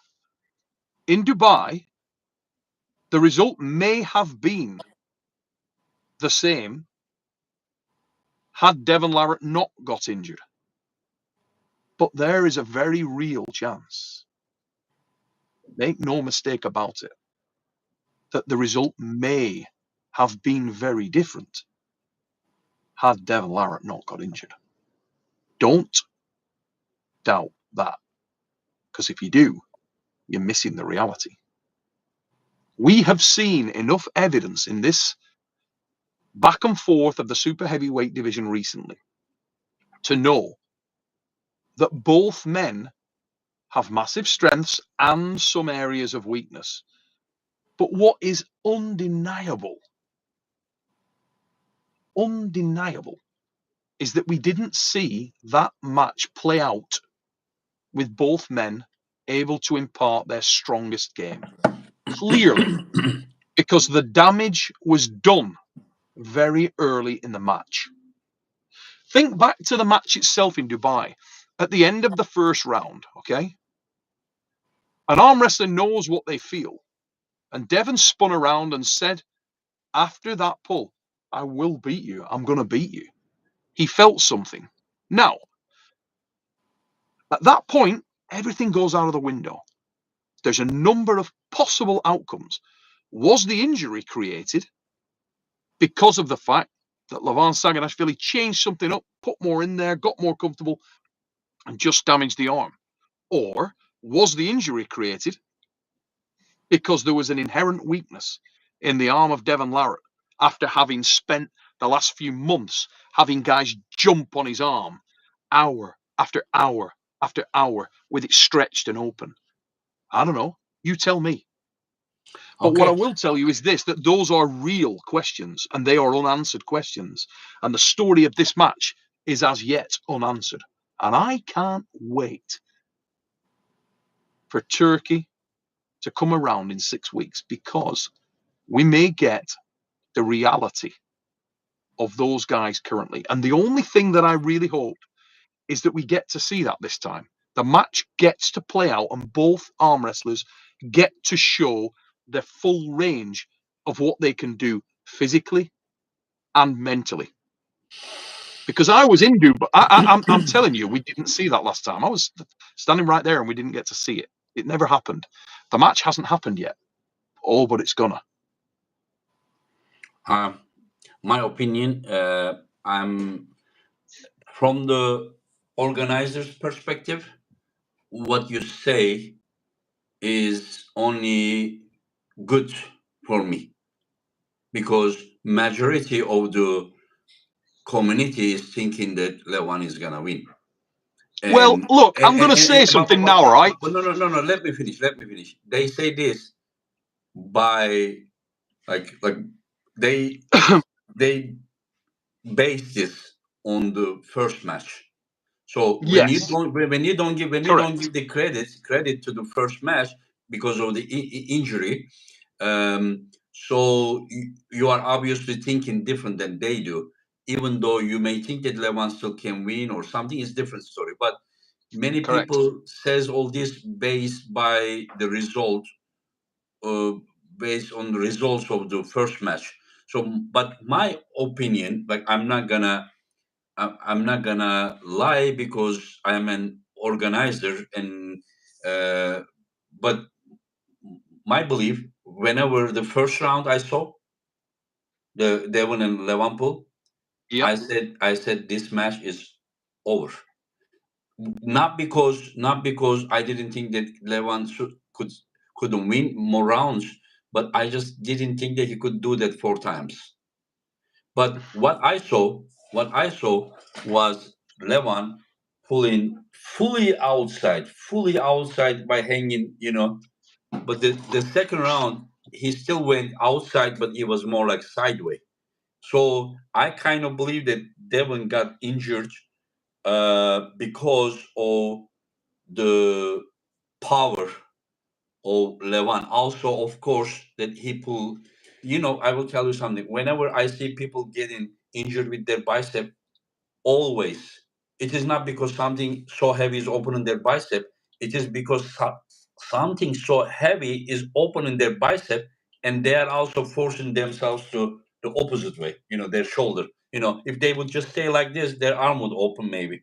But when your arm Yeah. is opening and then you are also forcing yourself there is a like pressure from this side and pressure from this side, you understand? And then bam, it's going like the same as when you break your humerus. You break your own humerus because the pressure is coming here, and then you put pressure here.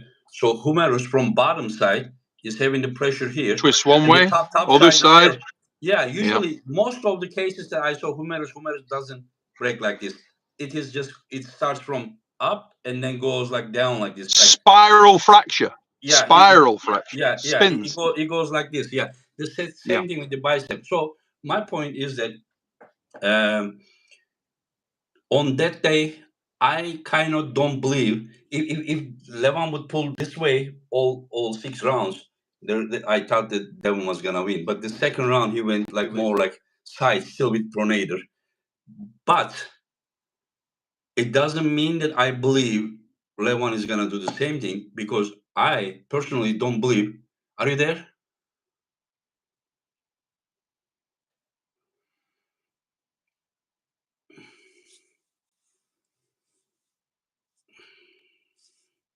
So, guys, maybe I tell you guys while I'm still talking because Neil may not come. I don't know. Maybe his battery finish.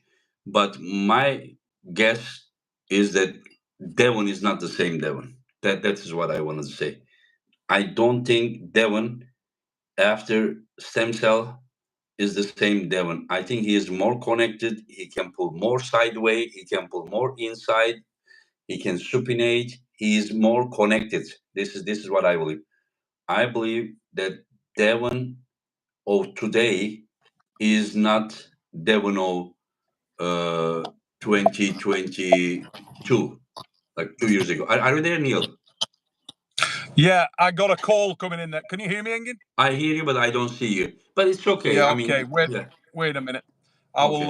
It's okay if they can hear me. That's fine. But I just had a call come in. The same person Yeah, tried to yeah. call me So what four I was times. just saying, Neil, that like I'm just saying that on that day, like I disagree with you respectfully, of course, but I'm just saying that Devon of today is not Devon of that day.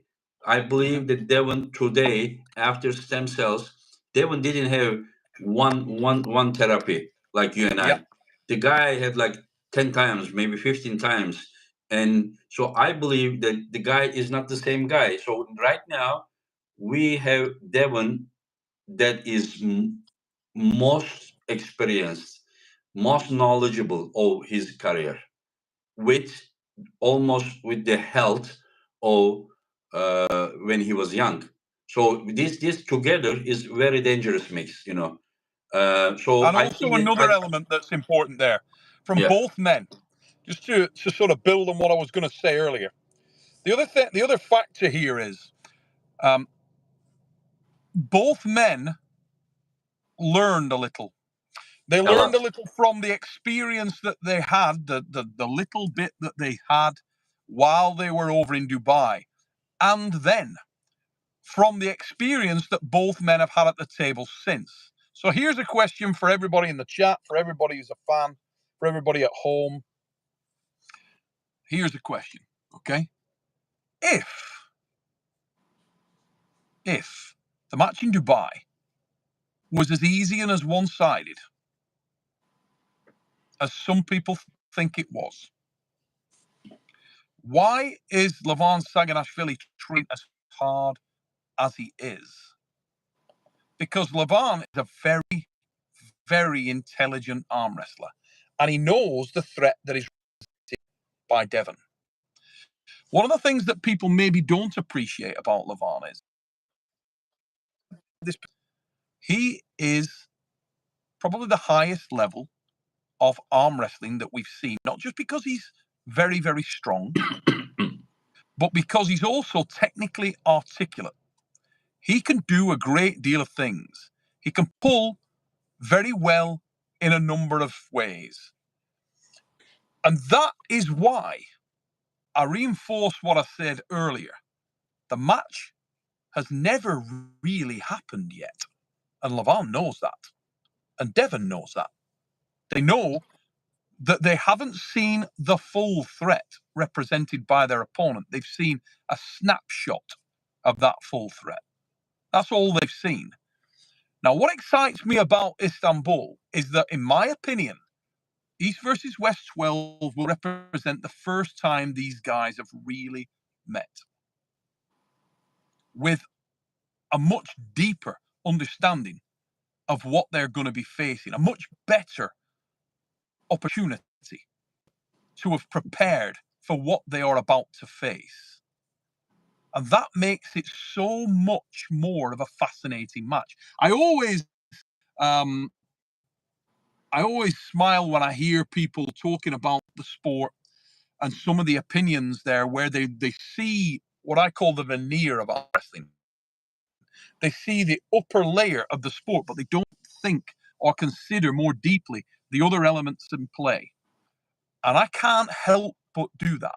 I can't help but make these considerations after knowing more about the arm wrestlers. If you're around and you speak to both Devon and LEVAN, you will get a really good sense of the fact that these guys know their arm wrestling. LEVAN will tell you about how he breaks down go and the various disparate elements that are going to affect the match. And he's making a lot of really good reads. He makes some very intelligent reads on how the match is going to play out. And Devon does the same. And if you need, don't take my word for it. If you need any real convincing that this match is a much more exciting match,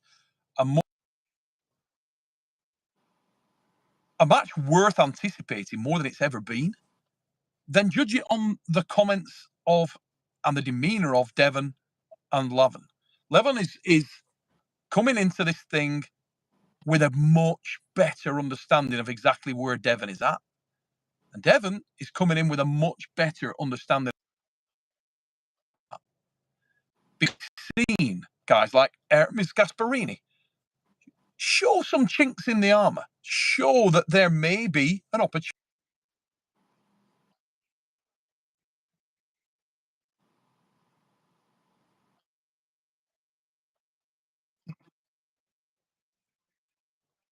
More highly than I did the first time. I have God forbid any bloody injuries. I have a question for you. I don't want that, Neil. Like, where sure. do you think Devon is now compared to that time as a shape? I think he's better. Yeah. I think he's better. I think he's more joined up. I think he's been experimenting. I think he's come towards orthodox arm wrestling than he had previously. I think it is because he of his previously health, right? really attached himself. Yeah, well, a lot of reasons. Yeah, I think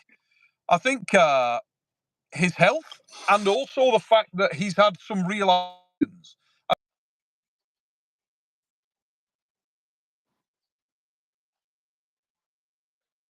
I feel like I see that match different to a lot of people as well, but I do believe that he learned some valuable lessons.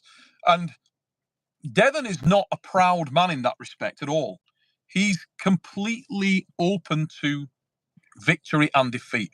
One of the things I love most about some of the greats in our game is that they are completely open to victory and defeat. John Brzenk, perfect example. Devon Larratt, another. Both those men are at home. It's funny, in a poem that I kind of live by, it's called If by Rudyard Kipling. And one of the lines in there, it says, if you can meet with triumph and disaster and treat those two imposters just the same. Devon Larratt does that. John Brzenk did that in terms of his arm wrestling career. And I respect them greatly for that view and perception. And I think that LEVAN Saginashvili pretty similar to them in that respect. I don't think that he's coming in with any airs and graces. I don't think that he's coming here and disrespecting the threat that Devon represents. I think he's confident. I think he believes he's going to win the match. He may be more confident than Devon, but I think he'll come in with a great. And I think we'll probably see a new level from LEVAN as well. My only concern with LEVAN is his wrist and whether it's fully healed, because I don't want, one thing I would hate is to see either man get an injury and it be decided upon that. Let's say, for example, something happened to Levan's wrist and he couldn't contest it fully. That would piss me off.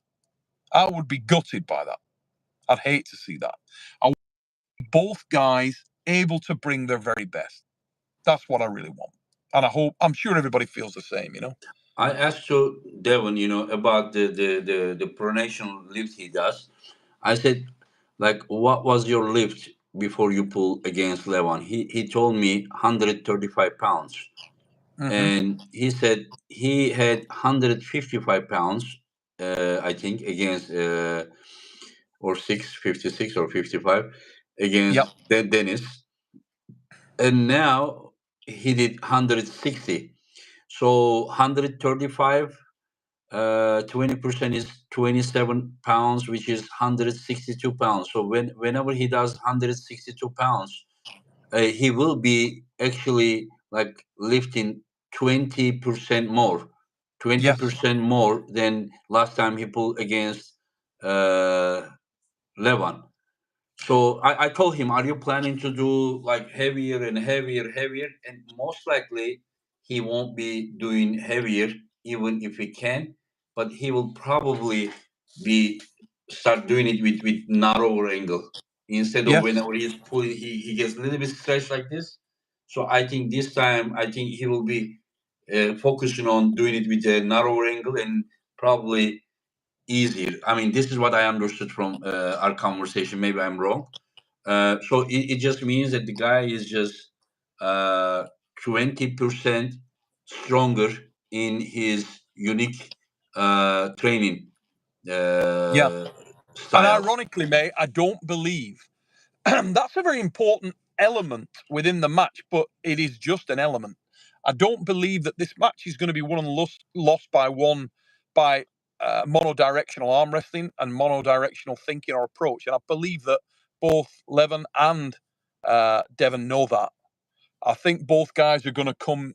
The guy who wins that match is going to have to walk through the fire a little bit, I think, because the guy that they're arm wrestling, their opponent, is truly a challenge on multiple levels. This is the highest level of the sport in the super heavyweight division. Yeah. There is nothing, like. But I'm telling you, like 20% is a lot. If anyone knows about these percentages with the weights, they should know that this is incredible. I have seen people in the weightlifting, Olympic weightlifting. The guy does 150 kilo, and then he only adds 2.5 kilo over 150. So it is like what, 1.7%. And the guy, for the record, he just can't really lift anything. It's just after 1.7% increase.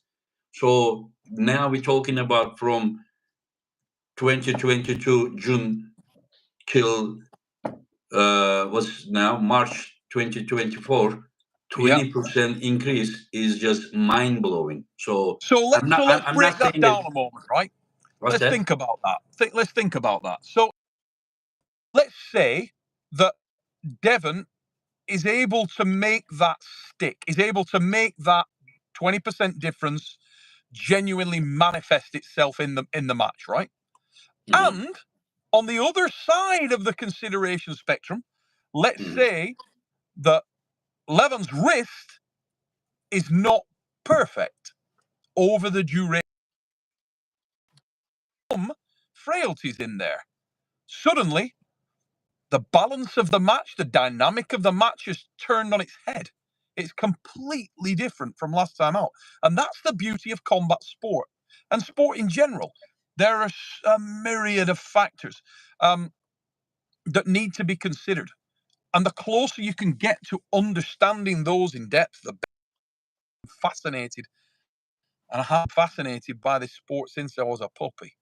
And I don't think the day is ever going to come when I'm not fascinated by it. And all sport it has that wonderful nuance about it. It's very true to life, isn't it? There is one guy says that he says he likes that how Devon says that the weight doesn't matter when other people is lifting, but it matters when he is lifting. I will try to explain. I am afraid of the dark. He wrote that. I like how Devon said weights don't matter, but when he does it, it matters. I will explain to you. I am afraid of dark. Just if like I pull for 30 years, Neil knows me, and I don't think I have ever been the strongest guy in the category, yet I won so many world titles. So I'm like I don't even remember if I did any like 50 kilo risker. Maybe once I did, I didn't do it. But whenever I pull with the guys, Neil knows that like Neil, what is the percentage you would say that I am pulling against a guy that whose risk is going? What percentage? What you saw? Where you lost your wrist. No. What I'm just what is the percentage I versus my opponents? Who is losing the risk? Oh Throughout my your God. career, Not like almost 99.9 or 90% something. of Yeah. ridiculous. Super Yeah. high, So almost. what I'm just saying that the guys who are lifting 60 kilo, 70 kilo, they are talking about. So what I'm just saying, for some guys, when they know how to arm wrestle, how to do the coordination, how to create synergy, like if I am lifting 50 kilo and the guy is lifting 70 kilo, if I am still beating the guys, this is what Devon is saying. Devon says that his opponents always lift heavier than he does, but yet he beats majority of them. So this is what he means compared to others. But someone like Devon, when he is lifting 50 kilo, opponent is 70 kilo, he's still beating them. So whenever Devon makes this 50 up to 60, then it is even more dangerous. So it is different thing he's talking about, not And the way. and just to Yeah, build on that, to reinforce what Engin's saying there, also he will say that against certain opponents.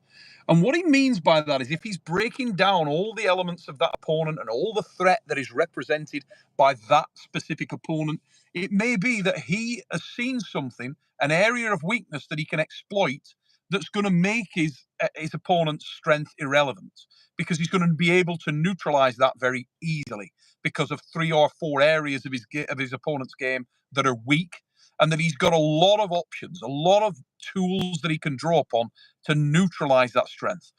That becomes more difficult when you're facing someone like LEVAN, because of the fact that LEVAN is very well rounded and his strength spectrum is very high in a lot of areas. And that's why he's the best in the world.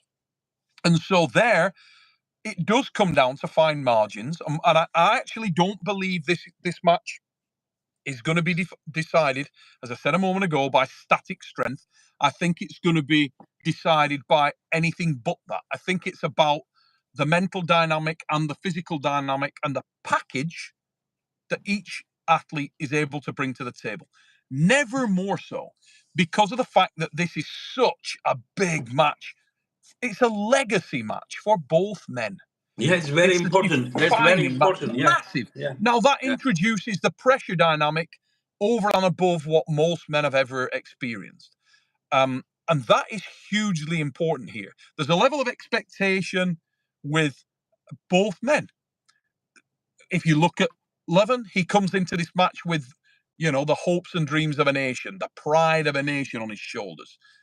And he's just one man. He's a big man, but he's just one man. If he feels like there's some frailty in his wrist, that will play on him. That will keep him awake at nights as he heads into the match. It becomes more of a problem. By the same token, if Devon knows of some frailty within his arsenal, I'm sure him awake as well. It's going to be a really interesting match for so many reasons. And if you've yeah. never watched another match in your life, one, because it is going to be higher. This card Neil, is unbelievable. Neil, just think this way. You have pulled against I mean, like those Eastern European monsters in the past, and I can comfortably say that like many of them like has lifted more than John Berzink has Yep, lifted. And yep. but I will tell you something. Like just say that there is one guy, just say from Russia, Georgia, Kazakhstan, that lifting 100 kilo, Mm-hmm. and then John is lifting just say 70 kilo. Yep. When this guy is 100 kilo lifting, but whenever I know that John's physical power is 10% more, it is more scary for me. You Yep. understand? If Yes. I know that John, just think about the prime John, but just say that this time he's 10% stronger. Or just say another guy from East. I mean, I don't want to disrespect anyone, but just say 10% stronger than before. I would just say the guy was just fucking strong anyways. He's just a little bit more stronger. I mean, it is not just like he was already stronger. You understand? Of course, it makes difference. 100%. Yeah. But But whenever where you talk the about John ability to Berzing, apply it whenever is you different. know John Berzing is 10% stronger, then you will just say, okay, we are in trouble because the guy is already better arm wrestler and now he's even stronger. Correct. Then the trouble starts. Correct. So And this is I, what makes this match so exciting, because we never got to see how much Devon was able to do had he not got injured. We never got to see the dynamic of the match play out. And Istanbul, we're going to see that. And I cannot wait, mate. I think it's going to be amazing. I think the build-up's not even got rolling yet. I think we're it's early days yet. It's early days. We're 6 weeks out. I think as we get into that last 3, yeah, yeah, I saw somebody amazing. just said that John probably can lift a lot, but I am not sure. Like I don't think that John, like even in his prime, could do just say one arm pull up. But he didn't have to. He was at the table. What his power was at the table. 100% it was transferred to the table. And Yes. I will, yeah. I mean, I will just say another thing that, like, when you are getting bigger, muscular, heavier, trust me, it does not 100% translate to your hand and wrist as it translates to your arm. Correct. Do you understand? So that is 100%. why, to me, it is getting harder and harder to hook someone when it is super heavyweight, because Hey, the the hand, the hand, specificity the hand of doesn't get, the hand what doesn't you get. are able to do is key. And this is what interests me from both Devon's side and from Levan's side. The specificity of what we never saw. We never saw uh, Levan have to go to the bank. Got going. Maybe Levan's got much more than we knew and can do more with Devon than we knew, but we don't know.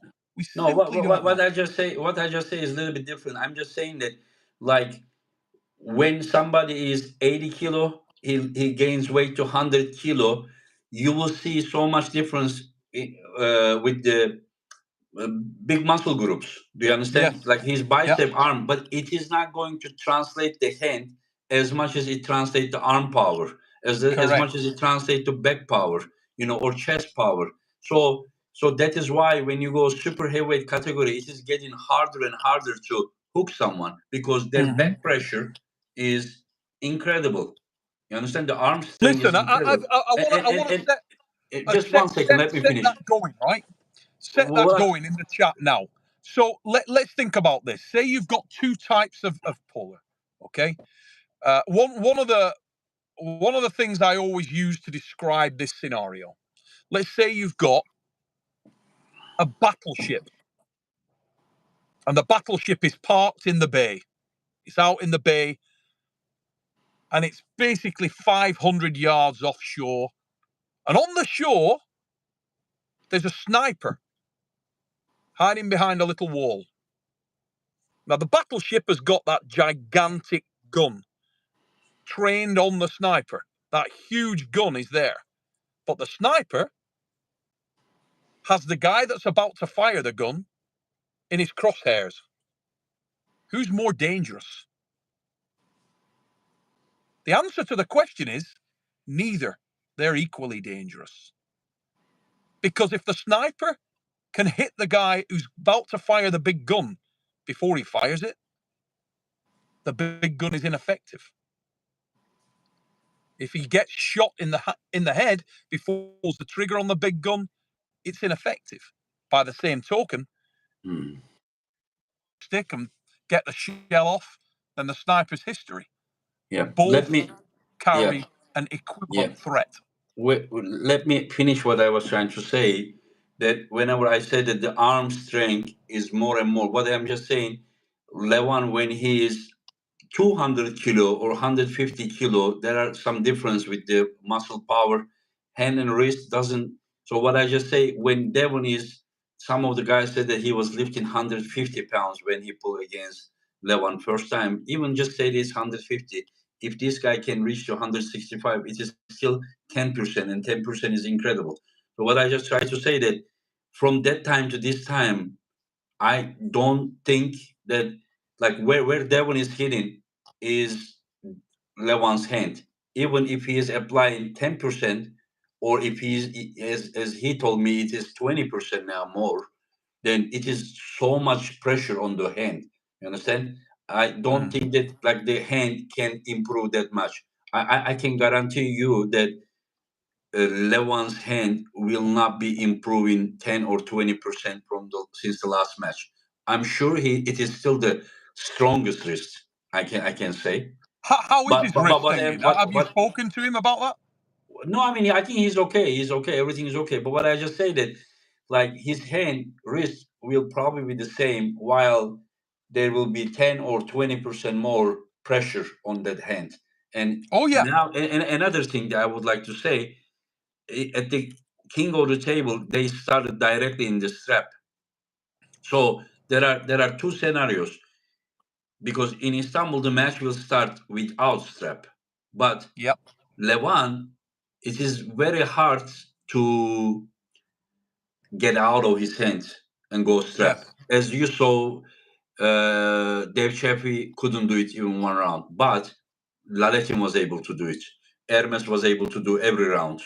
And so if Devon can manage to go to strap, just remember there will be like many starts. There will be start without the strap, there will be start with the strap. And I remember one thing that I said this before, and I'm gonna say again. It was round 3 when Hermes first time stopped. Like he stopped before too, but he was very competitive in the match. It was round 3, and this Yeah. round 3 happened. First 2 rounds they just slipped, and then Levan beat him. Round 3, Mm-hmm. Levan just held on. He didn't want Hermes to go to strap, so he fought for it. He made his hand tired, but eventually Hermes went to strap, and that was the round 3 that I believe that his hand get a little bit more tired by that extra 10-15 seconds of war without the strap. When you are trying to hold on someone without the strap, it's putting so much pressure to your hand. And Yes. yeah, and then when they go to strap, so people thinks that like he wasn't strong enough with the arm. I believe that the way that he couldn't finish, it was just he couldn't control really like here. His hand get tired. He was still hanging and top roll, but he couldn't control here.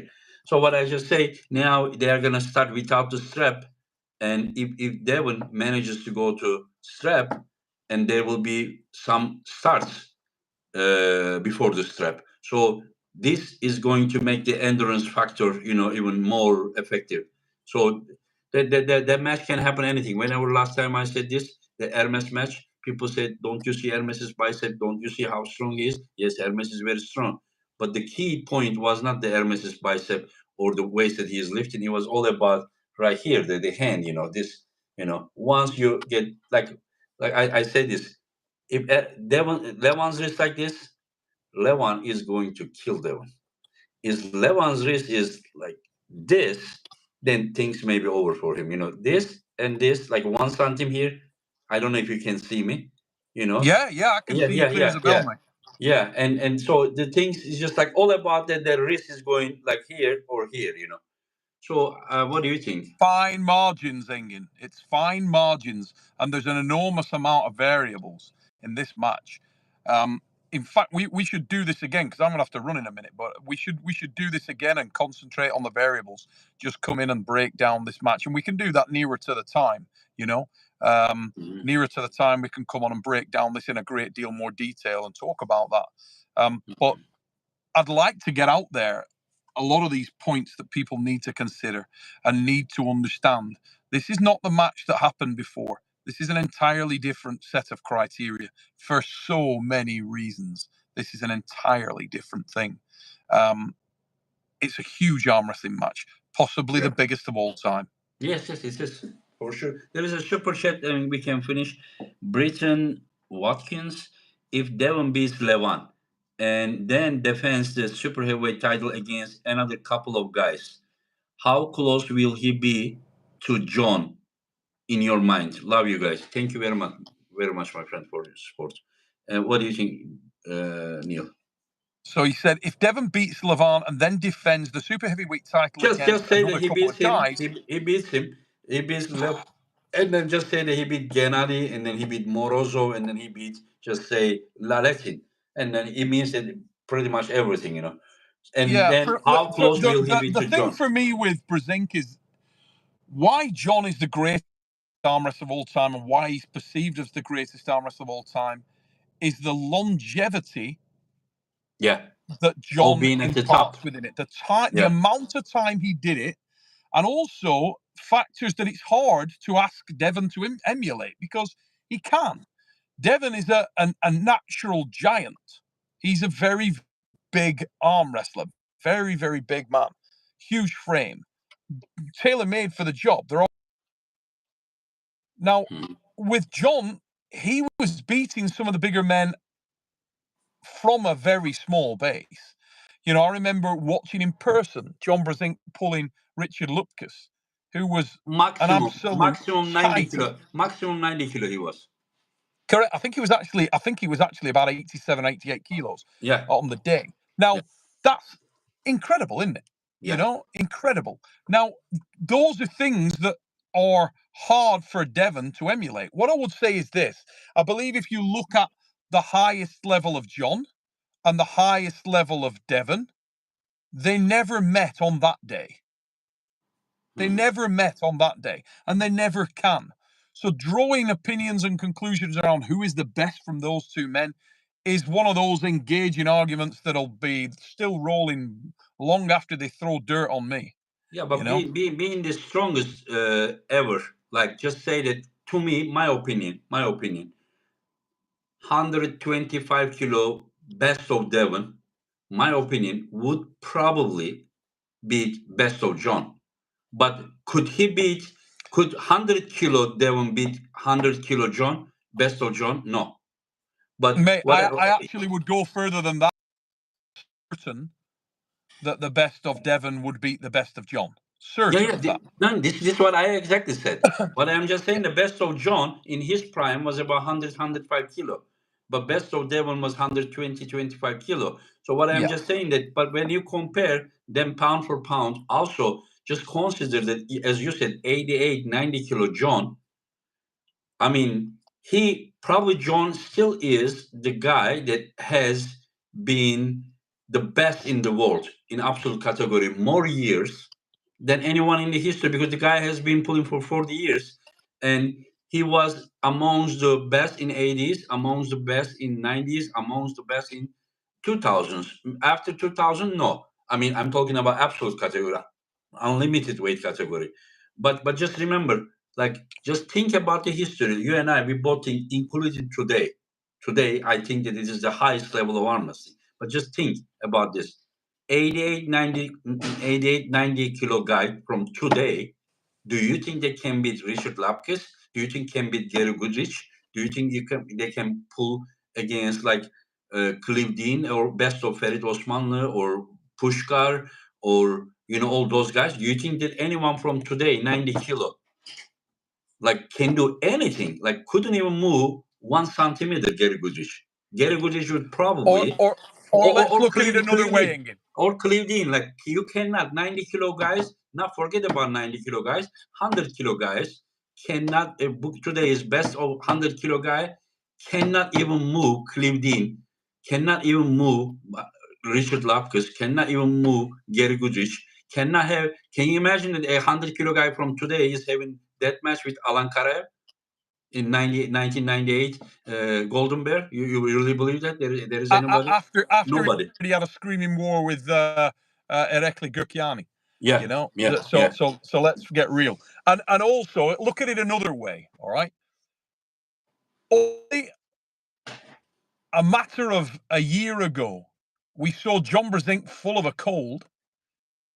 A great opening round battle to Kurdagali Ungabayev.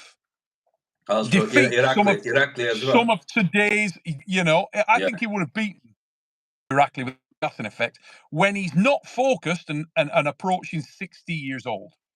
yeah. Mate, Almost 60 years old. Yeah, yeah, yeah. the best of John Brzenk, I mean, people say, now represents the highest level of generic arm wrestling in broad, but make no doubt about it. The best of John Brzenk, if you put John Brzenk's best in right now, pound for pound at his weight class, he will absolutely decimate the best of today at that class. End of. I will tell you something. John, at his best, just bring him in 105 kilo here, he would stonewall people at his best. 100%. Yeah, yeah, yeah. So, but what I'm just saying, basically, the question about Devon and John. I mean, Devon doing that would probably, not probably, will put him like easily the number 2 guy in the history. In fact, Devon already may be the number 2 guy in the history. It really depends on the criteria you use to measure it. Yeah. That's Yeah. pretty much it. It comes down to he's what he is. The man is an arm wrestling icon. I'm extremely proud of Dev. I'm extremely proud of John. I'm extremely proud of you. I'm extremely proud of Svetan Gashevsky, Andrew Cobra Rose, Andreas Rundstrom, Dave Patton and Johnny Lorenzo Walker. Villar Martinez, Johnny Walker, and yeah. all the But other listen, magnificent listen. arm wrestlers that have done what they've done for so many years, and people don't know just how good these guys were. They were crafted from diamond. Yeah. Anyway, so thank you very much. So who is winning the match in short? Sorry, mate. I think I lost you there for a second. Who is winning the match in short, like Devon or Levan? Or what is the chance? Just say in percentage, I would clearly understand.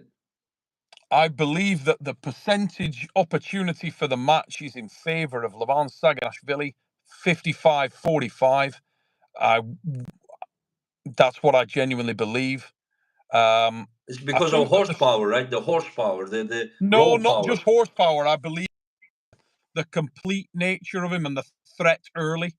But I'm going with the upset, and I think Devon Larratt wins the match. Oh, like how is it that you give him 55% and you think Devon is gonna win? Is it one is your what you wish and the other one is what your mind says, or what? I didn't understand. Head versus heart a little bit here. I believe that LEVAN Saganashvili is a very complete arm wrestler and a very explosive arm wrestler who can do a lot of things. But I believe that Devon is singularly focused on this match.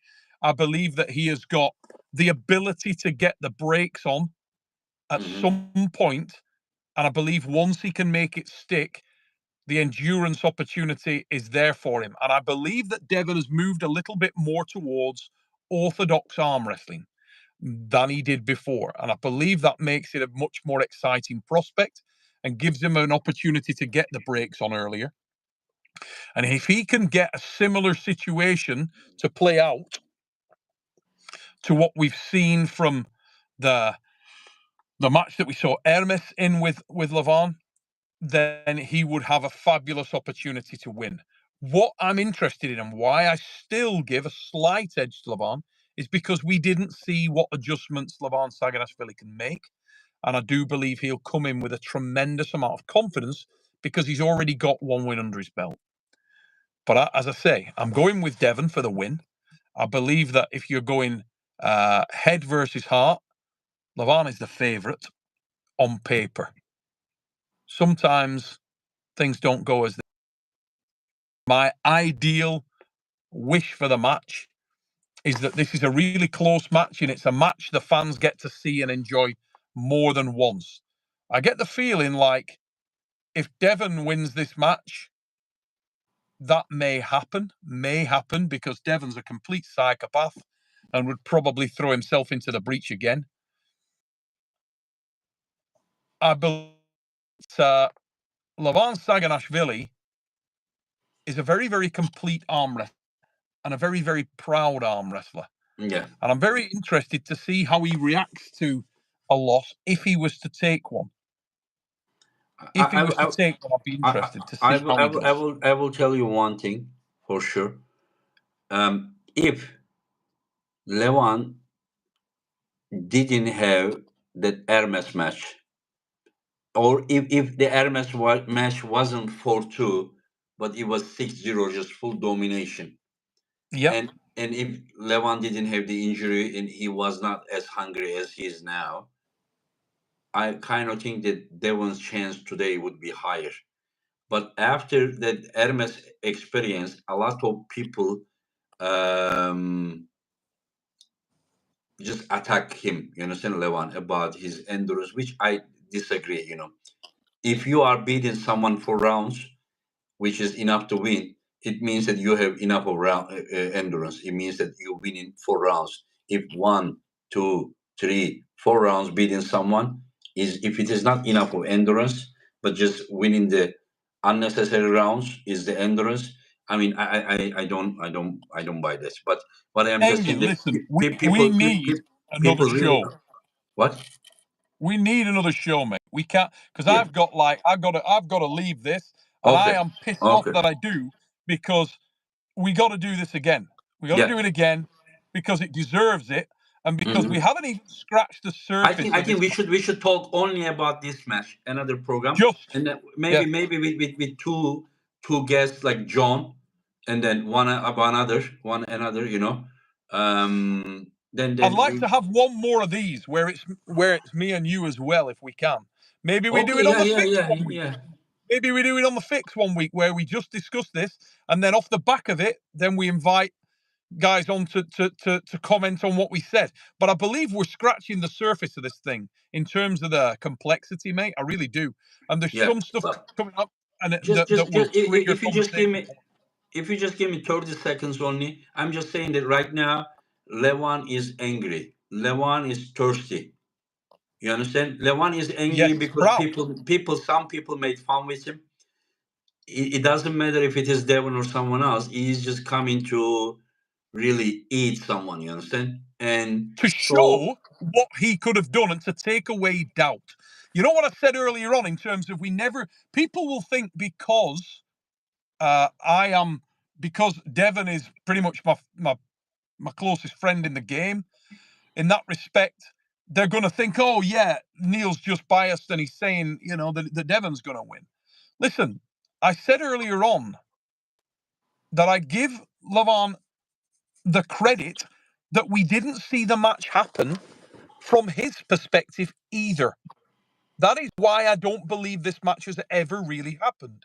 hmm. Because maybe LEVAN could do much more that he just never got to show. And maybe he felt something in the setup and thought, okay, after round one, well, I can do something different and it will completely disable what Devon's trying to do. We don't know. And leave that as the thought for when we do this show again, because we don't know whether LEVAN Saganashvili, who is a deep thinking, technically efficient arm wrestler, could have done something else. We don't know. He never got the opportunity to show that and it be proven in that environment. That is the fact of things. By the same token, Devon never got to put his game down because the lad suffered a serious injury very early in the match. This Did you thing has not happened, and it's gonna happen. did you watch the last video of Devon? No. Oh, okay. You watch this, and I think Levan will be very angry.